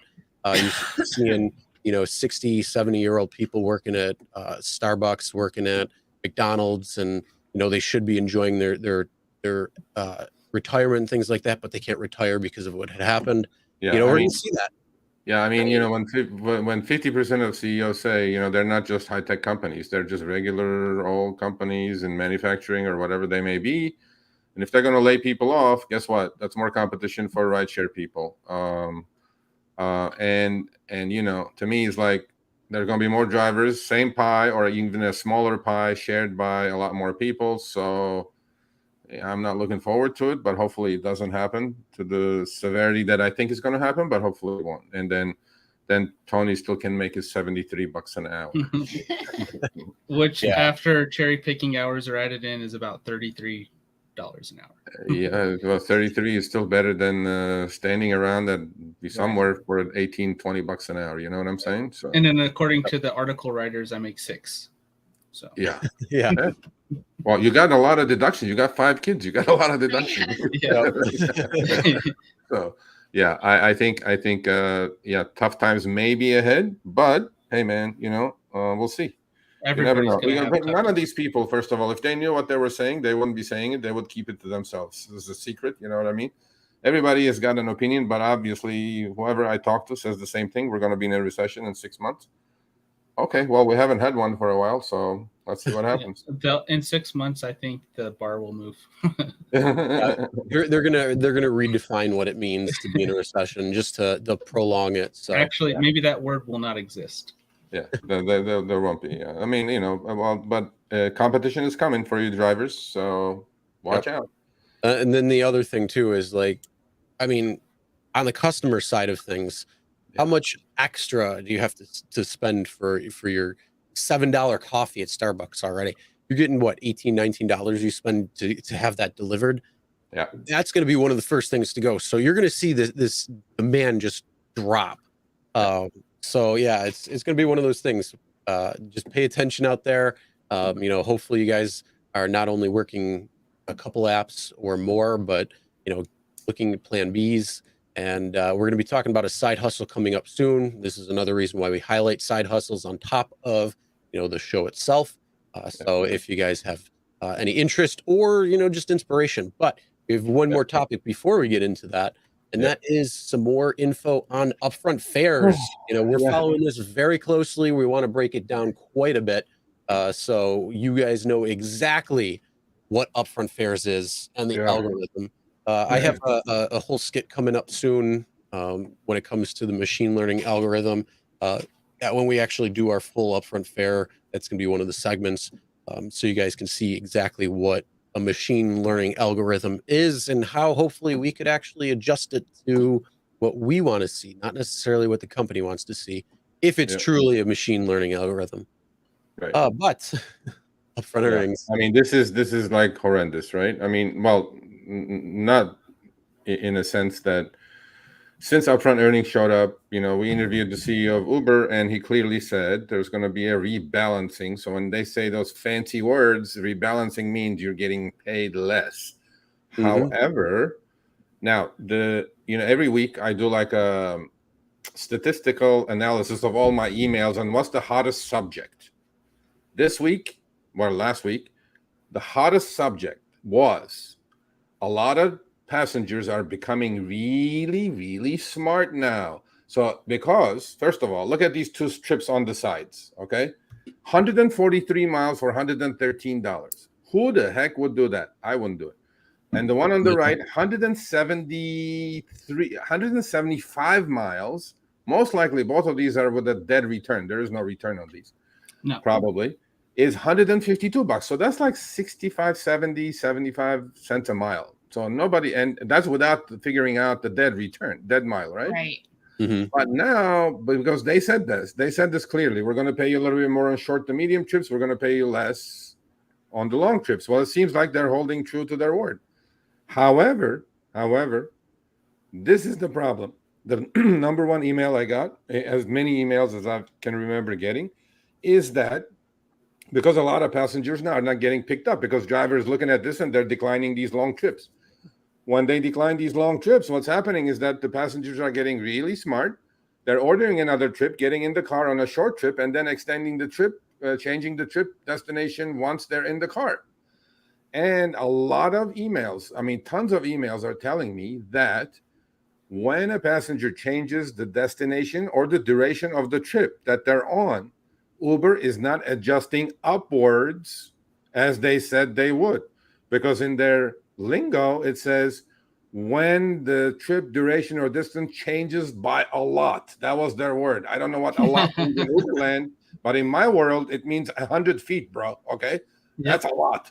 Because I need to get paid for that, right? So what would you guys do if a passenger got in the car? Let's say this trip on the right, $152 with a 462 rating. First of all, you have no chances getting in my car with your rating, let alone with that trip. But that's okay. Let's say I pick you up, right? So this guy, let's say, orders a trip for 4 miles first because nobody is picking up his long trip, gets in, and then he changes to this destination. I say get out. First of all, I wouldn't do it. I would respectfully kick him out of the car.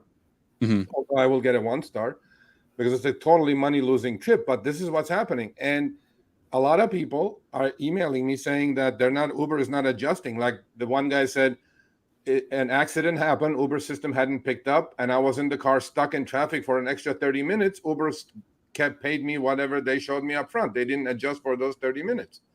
This is a huge problem. Now, I've seen a couple of emails saying that they adjusted upwards. In LA, they're adjusting upwards. I'm kind of hoping that the algo is kind of getting settled in and they're going to adjust upwards because they took away the miles and minutes. There's no more miles and minutes when you have upfront fare. So what is the algo looking at and adjusting the trip upwards if there's no miles and minutes? How are they doing this, right? And then I got this screenshot from a viewer. This is hilarious. This is like funnier than hell. Look at what happened here. $34.76. $34.76, right? And upfront fare on that was $35.12. Look at what Uber says to this guy. Your fare was lower this time because the actual drop-off was closer than the one your rider requested. So Uber is adjusting downward by about 35 cents. They took this guy's 35 cents, literally, right? But they're not adjusting up for a guy that's stuck in traffic for a half hour. How do you guys like that one, Tony? You like that one? You think Uber needs that 35 cents? No, absolutely not. They didn't give the customer 35 cents back. No, they didn't do that. And then I actually emailed them back. I said, did you really like this? He goes, no, Serge, it was a terminal. I dropped them off at the right terminal. It was a drop off at the airport. He goes, I dropped them off exactly where I'm supposed to, and Uber takes their 35 cents back. See, so here's the thing. Here's the other thing. They say a lot or a little, but to them, they don't define that because it's so open-ended. But when it comes to a lot, they're going to be vague. So if the trip is a lot more than expected, well, how much more? 10 miles more, 15 miles, 20 minutes, what? And then not only that, a little bit, what 5 feet? Yeah. 10 feet away. So like if you're expected to go to a house number that's 33 and it goes up by 2s on each side, but you really drop them off at 31 or 29, are they going to dock you 35 cents? That sounds like it's based on a little bit more than that. Yeah, I think I don't know. I mean, this is a huge issue, Chris. I think we need to call Uber again this week. We tried to fix the surge baiting thing. You know what I mean? I mean, this is like a big issue. They're like, we're going to give them surge. We're going to make sure surge is fixed, but they're not going to notice these upfront fare drop-offs, even though they're at the right pickup and the right drop-off.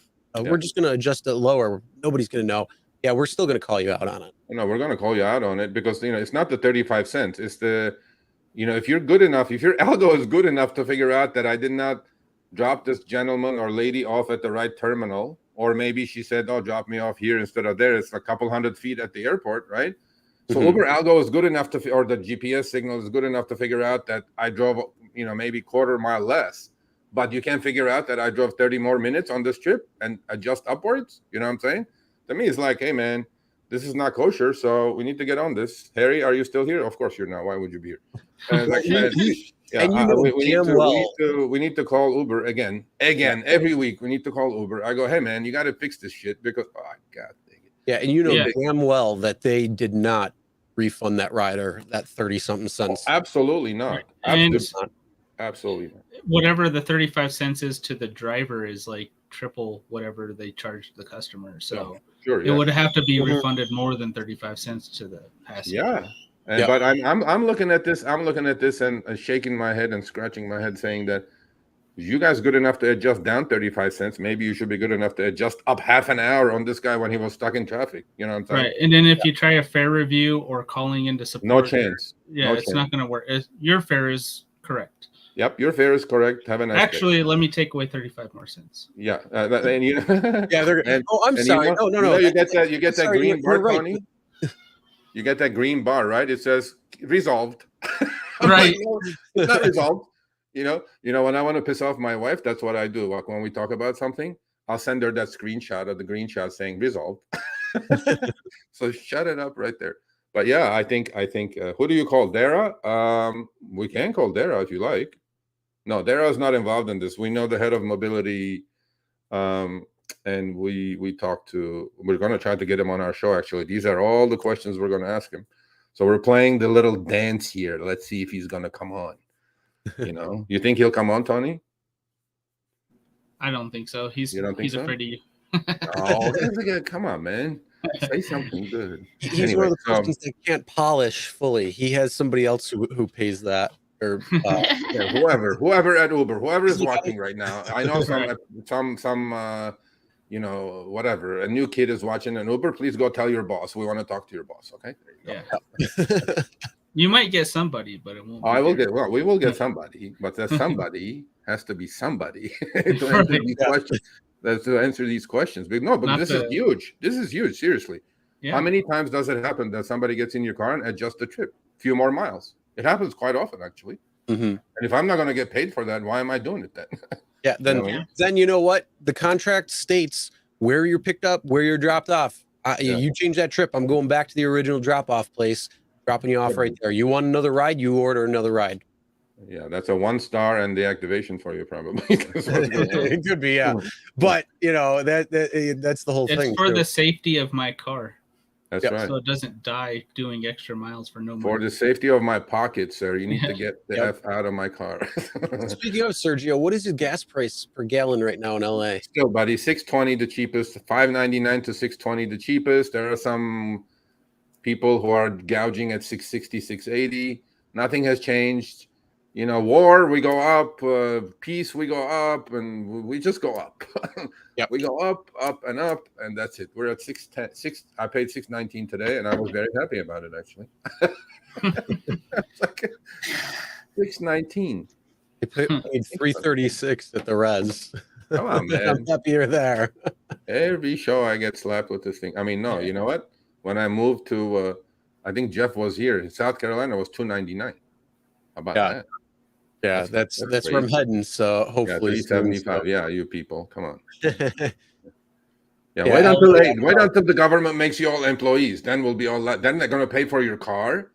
They're going to have to give you a car to drive. Then a T-shirt, a cap, and gas, and all those expenses. You're going to be. It's going to be a yellow car with black checkers. Is that called a cab? Is that what it is? We're all cabs anyway, so now we're going to be legally cabs. We're all going to be employees of Uber with healthcare, with disability. Oh, yeah, right. And, they did this program in New York because that's going to be my question to RDU. I go, do you know what's going to happen, by the way, when you all get your wish? It's going to be, you cannot turn your app on anytime you want. That's what they're doing in New York. You got to schedule, just like your top dasher versus non-top dasher, right? You got to schedule this and that. They're going to truly give you a schedule, and this is your schedule, buddy. You're my employee. I'm paying for everything. This is it. You log on now. You log off now. Yeah, but see, the other thing is that doesn't have to happen though. They're so gung ho right now on active time. They could just continue active time and still allow me to go on any platform I want. So if I want to go on Uber, Lyft, DoorDash, Uber Eats, whatever it might be. There's no active time. When you become an employee, they pay you for watching Netflix in your car. That's what's going on. Deny. Oh, you're fired. Damn it. John, buddy. $5.99. Hold on one second, Tony. John Michaelian is here. I met him actually the other day while we were both not dashing. He was dashing, I was delivering. And $5.99 at Devonshire and Balboa, John. Actually, there you go. Oh, yeah, huge break. Get a little less. $5.99. I was just gonna say I won't be watching Netflix. I'll be getting paid to do my YouTube. I'll make my own Netflix. There you go. Yeah, exactly. Yeah. Hey, they're going to pay you $18 plus 62.5 cents a mile. You know what I mean? Because that's the expense. Because when you drive for a company as an employee, those are your expenses. So, maybe some people are happy with that, I guess. I don't know. So but you're definitely going to have a schedule. You're going to have a schedule. Well, here's the thing. Take that $14 an hour plus whatever the article said that was $20.20 or whatever in terms of employee thing. Now give me the plus of that. So I want $35 an hour. Yeah, of course. Yeah, I'll accept. I'll accept and take everything. No, I want Tony $73 an hour, but yeah, right. Yeah, on active hour at night, I'm not gonna get there. I can bust my chops or butt. Like my best ride on there was an Uber X. It was like 2 minute and 30-second ride or something for like $30. Is like $588 per hour. You had a $25 sticky on it. There you go. Yeah. I love. Let me tell you something. This weekend, Chris, I'm driving. I'm gonna do 30 trips this weekend. So if that sticky thing is fixed, the for your glitch or for your when I go out to it's 339 SC. When I go out too, I'm gonna take a bunch of screenshots with the Surge too if there's anything. Yeah. If it's working, if it's sticky is really sticky, you know what? I'm gonna do a little Surge club. I want to do a little Surge hunting. I want to do a little bit of cherry picking. Yeah, I want to get my quest. You know what the quest was last week in LA, Tony? What? 70 for 380. Wow, I wish we would go back down to like 70 and 80, but like they're making us do 90, and I just can't do that. 90 is too much, but 70 for 380. I know. We Zoom hit it. He did 40 trips in one day and 30 in the next day. He did 40 trips in one day, bro. Yeah, that's an animal. He's an I'll animal. have to go downtown, and I don't like that. We got a quick question for you, Serge. Okay, Sergio, what is the furthest you will go to pick someone up in minutes? 5 to 6 max in LA. That's it. 5 to 6, and not more than 1.5 miles. That's it. Those are my rules. It's been my rules from 2016, and it stays like that today. Nice. Oh, that's it. That's in LA. In other places, it could be different. So, all right. Well, let's move on to the side hustle of the week that we want to highlight. The week, yes. So this is Lisa. Have you heard about this company, Lisa? I did, but I heard it on another gig workers roundtable is how I heard about it. So there you go. So there is the Uber of laundry, people. This is okay. Every week we're bringing some side hustle. There's some smart ass commenting, that's not a side hustle. I'm like, what is that not a side hustle? Of course it's a side hustle. What does that mean? And then, they always make fun of these other side hustles. I go, you make this kind of money, and then we'll be talking about it. But anyway, this company got 11 million in funding, by the way. They're for real. In fact, they were doing much better, by the way, during the pandemic. I mean, much worse during the pandemic because everybody's at home washing their own stuff. Now that the economy is open, people are going back to work. Well, there you go. You can make up to $2,000 in a 4-week period washing other people's dirty laundry. And it's all done by the app, just like the Uber thing. There's, you just pick up the laundry, and then there is extra additional services you can charge for, I mean, this is like the old Chinese fluff and fold laundry kind of. I might pick up the side hustle so I can put all that money into saving up to buy a laundromat. Yes. Yes. What a great idea. And then you have everybody come there who is. Yeah, then I'll let everybody who does this side hustle use my app or my laundromat as an app. Wow, Tony, talk about leveraging your idea. Holy crap, that's wonderful. Seriously, you know what? That's amazing. So save enough money, buy a laundromat, and have all these humpers. What are they called? They're called humpers. Hamper. I'm sorry. I was just playing. That was a slip. That's like Sergio being the teddy bear cuddle boy. Okay, it wasn't an intentional slip. Relax, people. So no, but what are they called actually? Hampers. They're called something. Hamper. No, I know that's the company. Oh, but the washers. people who do it. Washers. Washers. Yeah, Yep. it says the company's Oh, it's washers. WASHRS. So they said we're gonna say screw the E. The E's out. You're That fired. way E. they can Wasser. That's why you're an Copyright independent under contractor trademark. and not an employee because they took out the E. Humpers. You know, it's not humpers, John. It's hampers. Hampers. And humpers are something Different. different than hampers. Here's the thing. You know, again, we talked about what was it? Was it reseller or something? One of the, I don't remember. We've done a few side gigs at this point, but people have been doing this type of side gig already, where they have their own clientele. They'll wash the clothes, they'll fold. You know, they work it out as a private clientele basis. It's called a housekeeper. Yeah, that's what I was Well, thinking too. Sort of, but like, they actually have. At least I would like to have one of those. Well, I mean, a PA, personal assistant. Oh yeah. That just depends on where, but so I mean, like, instead of getting 70%, you can get 100% by, you know, going out and doing it yourself. So it's just a matter of, you know, finding these things or what you enjoy. But yeah, again, side hustle, you can clean dirty clothes, dirty laundry. yeah, I'm agreeing with a lot of the comments over here. I would not do it because I don't want to deal with bed bugs, lice, other unmentionables. Like Tony says, yeah, there you go. And I have 5 kids. We will do like 4 loads of laundry a day, and if we don't do 4 loads of laundry a day, it's mountains of laundry. That's the real reason why I want to buy a laundromat. I can, you know what? I can imagine that. I can imagine that your laundry and your I don't know who does Tony. Do you doing the folding, bro, or what? What's No, happening? bro. We delegate. The kids do their laundry. Yes. The kids do Yeah, the but laundry. how's the youngest? How old is the youngest kid? One.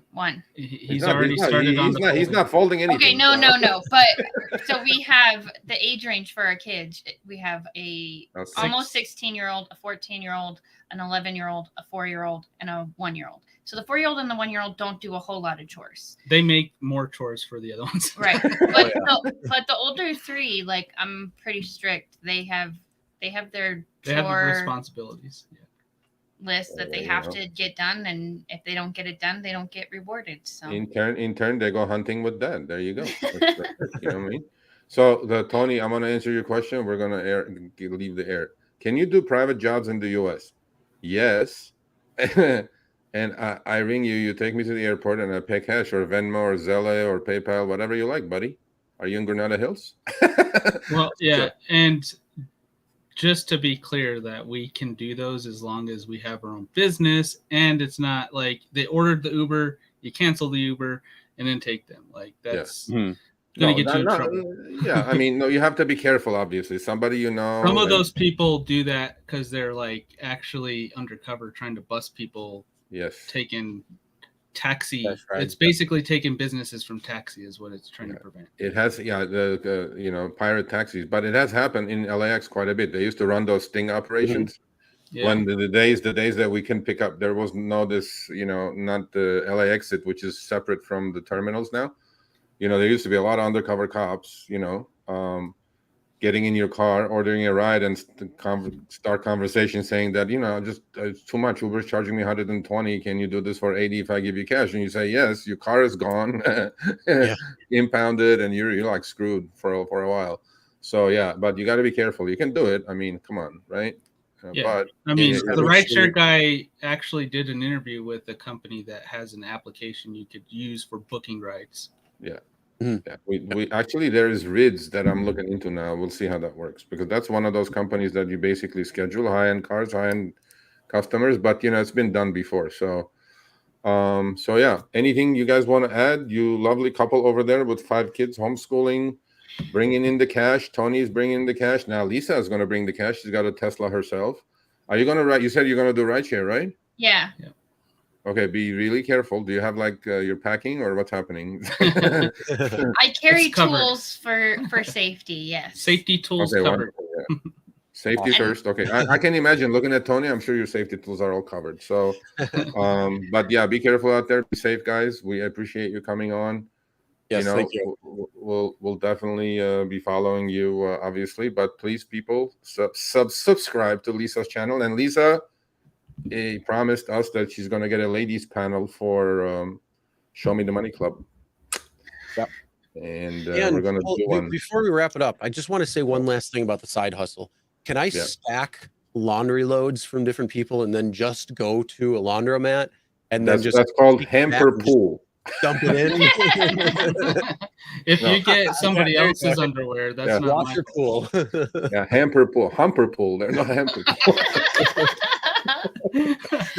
Oh We no. gotta have some fun, right? So anyway, yeah, thank you guys. We appreciate it.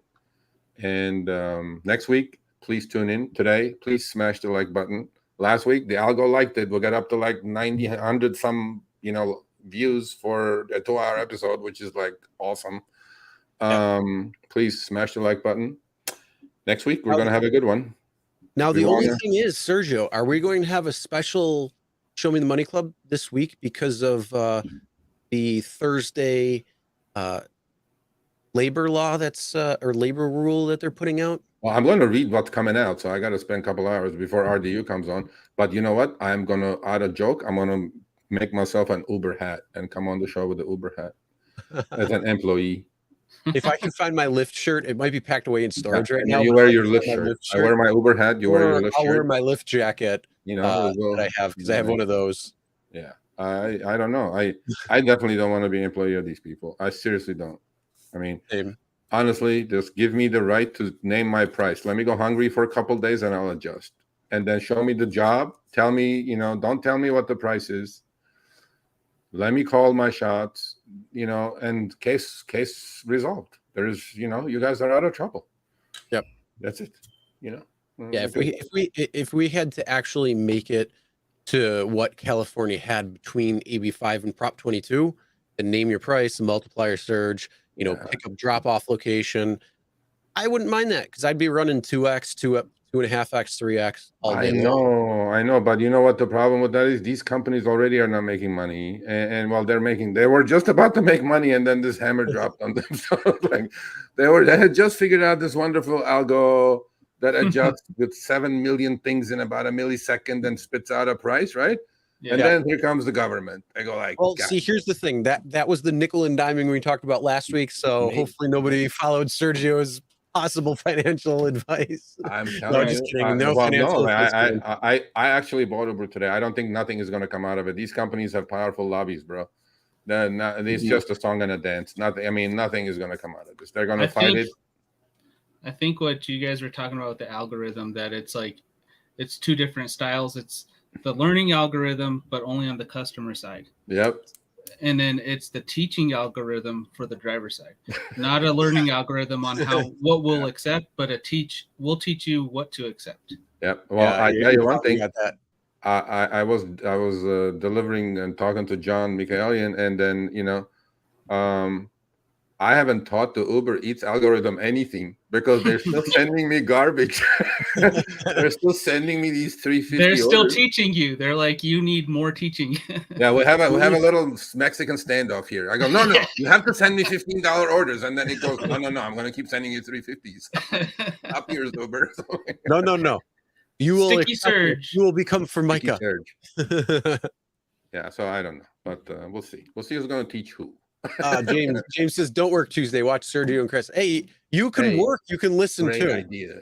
You can listen. You can watch whichever you want. So if you want to go out there and make bank, but Tuesdays are usually First of all, slower days for the majority of people. You know, you know who emailed me, actually texted me today. You remember Tony, our good old friend here in LA, Tony, right?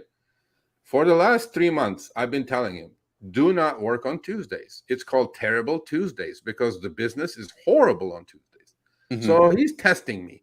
Every Tuesday he goes out and works. He goes, I will never do it again. I'm like, I told you this 3 months ago. And today he tweets. He goes, I will never go against the master again. I will never work Tuesdays again. And then here, James says, another great show. Thanks, guys. But he said, don't work, watch the show. Terrible Tuesdays. That's why we did the show on Tuesdays, because nobody who knows anything about rideshare does not work on Tuesdays. There you go. Mm-hmm. That's it. Sergio, can I get your email? I have screenshots that I want to see. Yes. So it is Sergio at therideshareguide.com. Yes, please. Again, Sergio at therideshareguide.com. Sergio at therideshareguide.com. Please send me all your screenshots. Seriously, I look at it. I respond to every email, although they're all getting delayed now because I'm getting way too many. I need an assistant. I need an assistant to figure out the emails. I need a virtual assistant. Harry, are you here? My contract's coming up at the end of October, Harry. You know what's happening. You know what's happening, Harry. All right. Well, we just did 2 hours on this. First shot across the bow. I got to put my kids to sleep. I'm sure you guys got to get your kids. So we don't want to take up your time. Happy birthday. Let's sing Tony happy birthday. Oh, happy birthday. Yes. So there you go. Happy birthday, everybody. To you. Happy birthday to you. Happy birthday, dear Tony. Happy birthday to you. Hopefully we don't get dinged with copyright strike on that one. It is copyrighted. Oh, so God. I forgot about that one. It was less than 15 seconds. You're good. All right. Perfect. All right. Well, thank you, everybody, for watching. Again, smash that like button. We're up to 102 likes. Awesome. Thank you very much. For anybody who didn't do that. Also, audio podcast is available. That will be tomorrow. That will be on all major podcasting platforms. Just search Show Me There you Money. go. He just did it. See how easy that was? It's free, people. Just touch little easy touch on your screen. There you go. Yep. I think I actually liked it at the beginning, so I don't have to go back. I don't Awesome. think you can go back. And then stay tuned for next week's show, where we're going to have RDU and their whole $6.20 per hour rebuttal. So see what they say, as well as a Seattle driver who's going to be coming on talking about what's going on in Seattle with their laws. So stay tuned for that. And then plenty of other shows coming up throughout October, November, with a lot of things coming up. So enjoy and have a good week, everybody. And maybe, who knows, maybe we'll have an emergency broadcast depending on how things come out with this rule, but it's a 45-day commenting period. So definitely make sure you stay tuned to that, read up what that is, and then comment what your thoughts are. Everybody in the chat, everybody watching already said they don't want to be employees. So, this is a time where your voice can be heard. So it's going to be out on Thursday. So make sure you do what you got to do there. We're not going to tell you what you want to do. That's up to you. Your decisions is based on basically how you want to be viewed. So either for or against, that's up to you. All right. Have a great night, everybody, or day. No more day left in the U.S. Maybe Hawaii. If you're in Hawaii, it's 2:00 there, so that's good. Yep. Or even tomorrow, depending on where you are. If you're on Australia and that, so I've had a couple people already say they're in Australia. So thank you for watching. Everybody.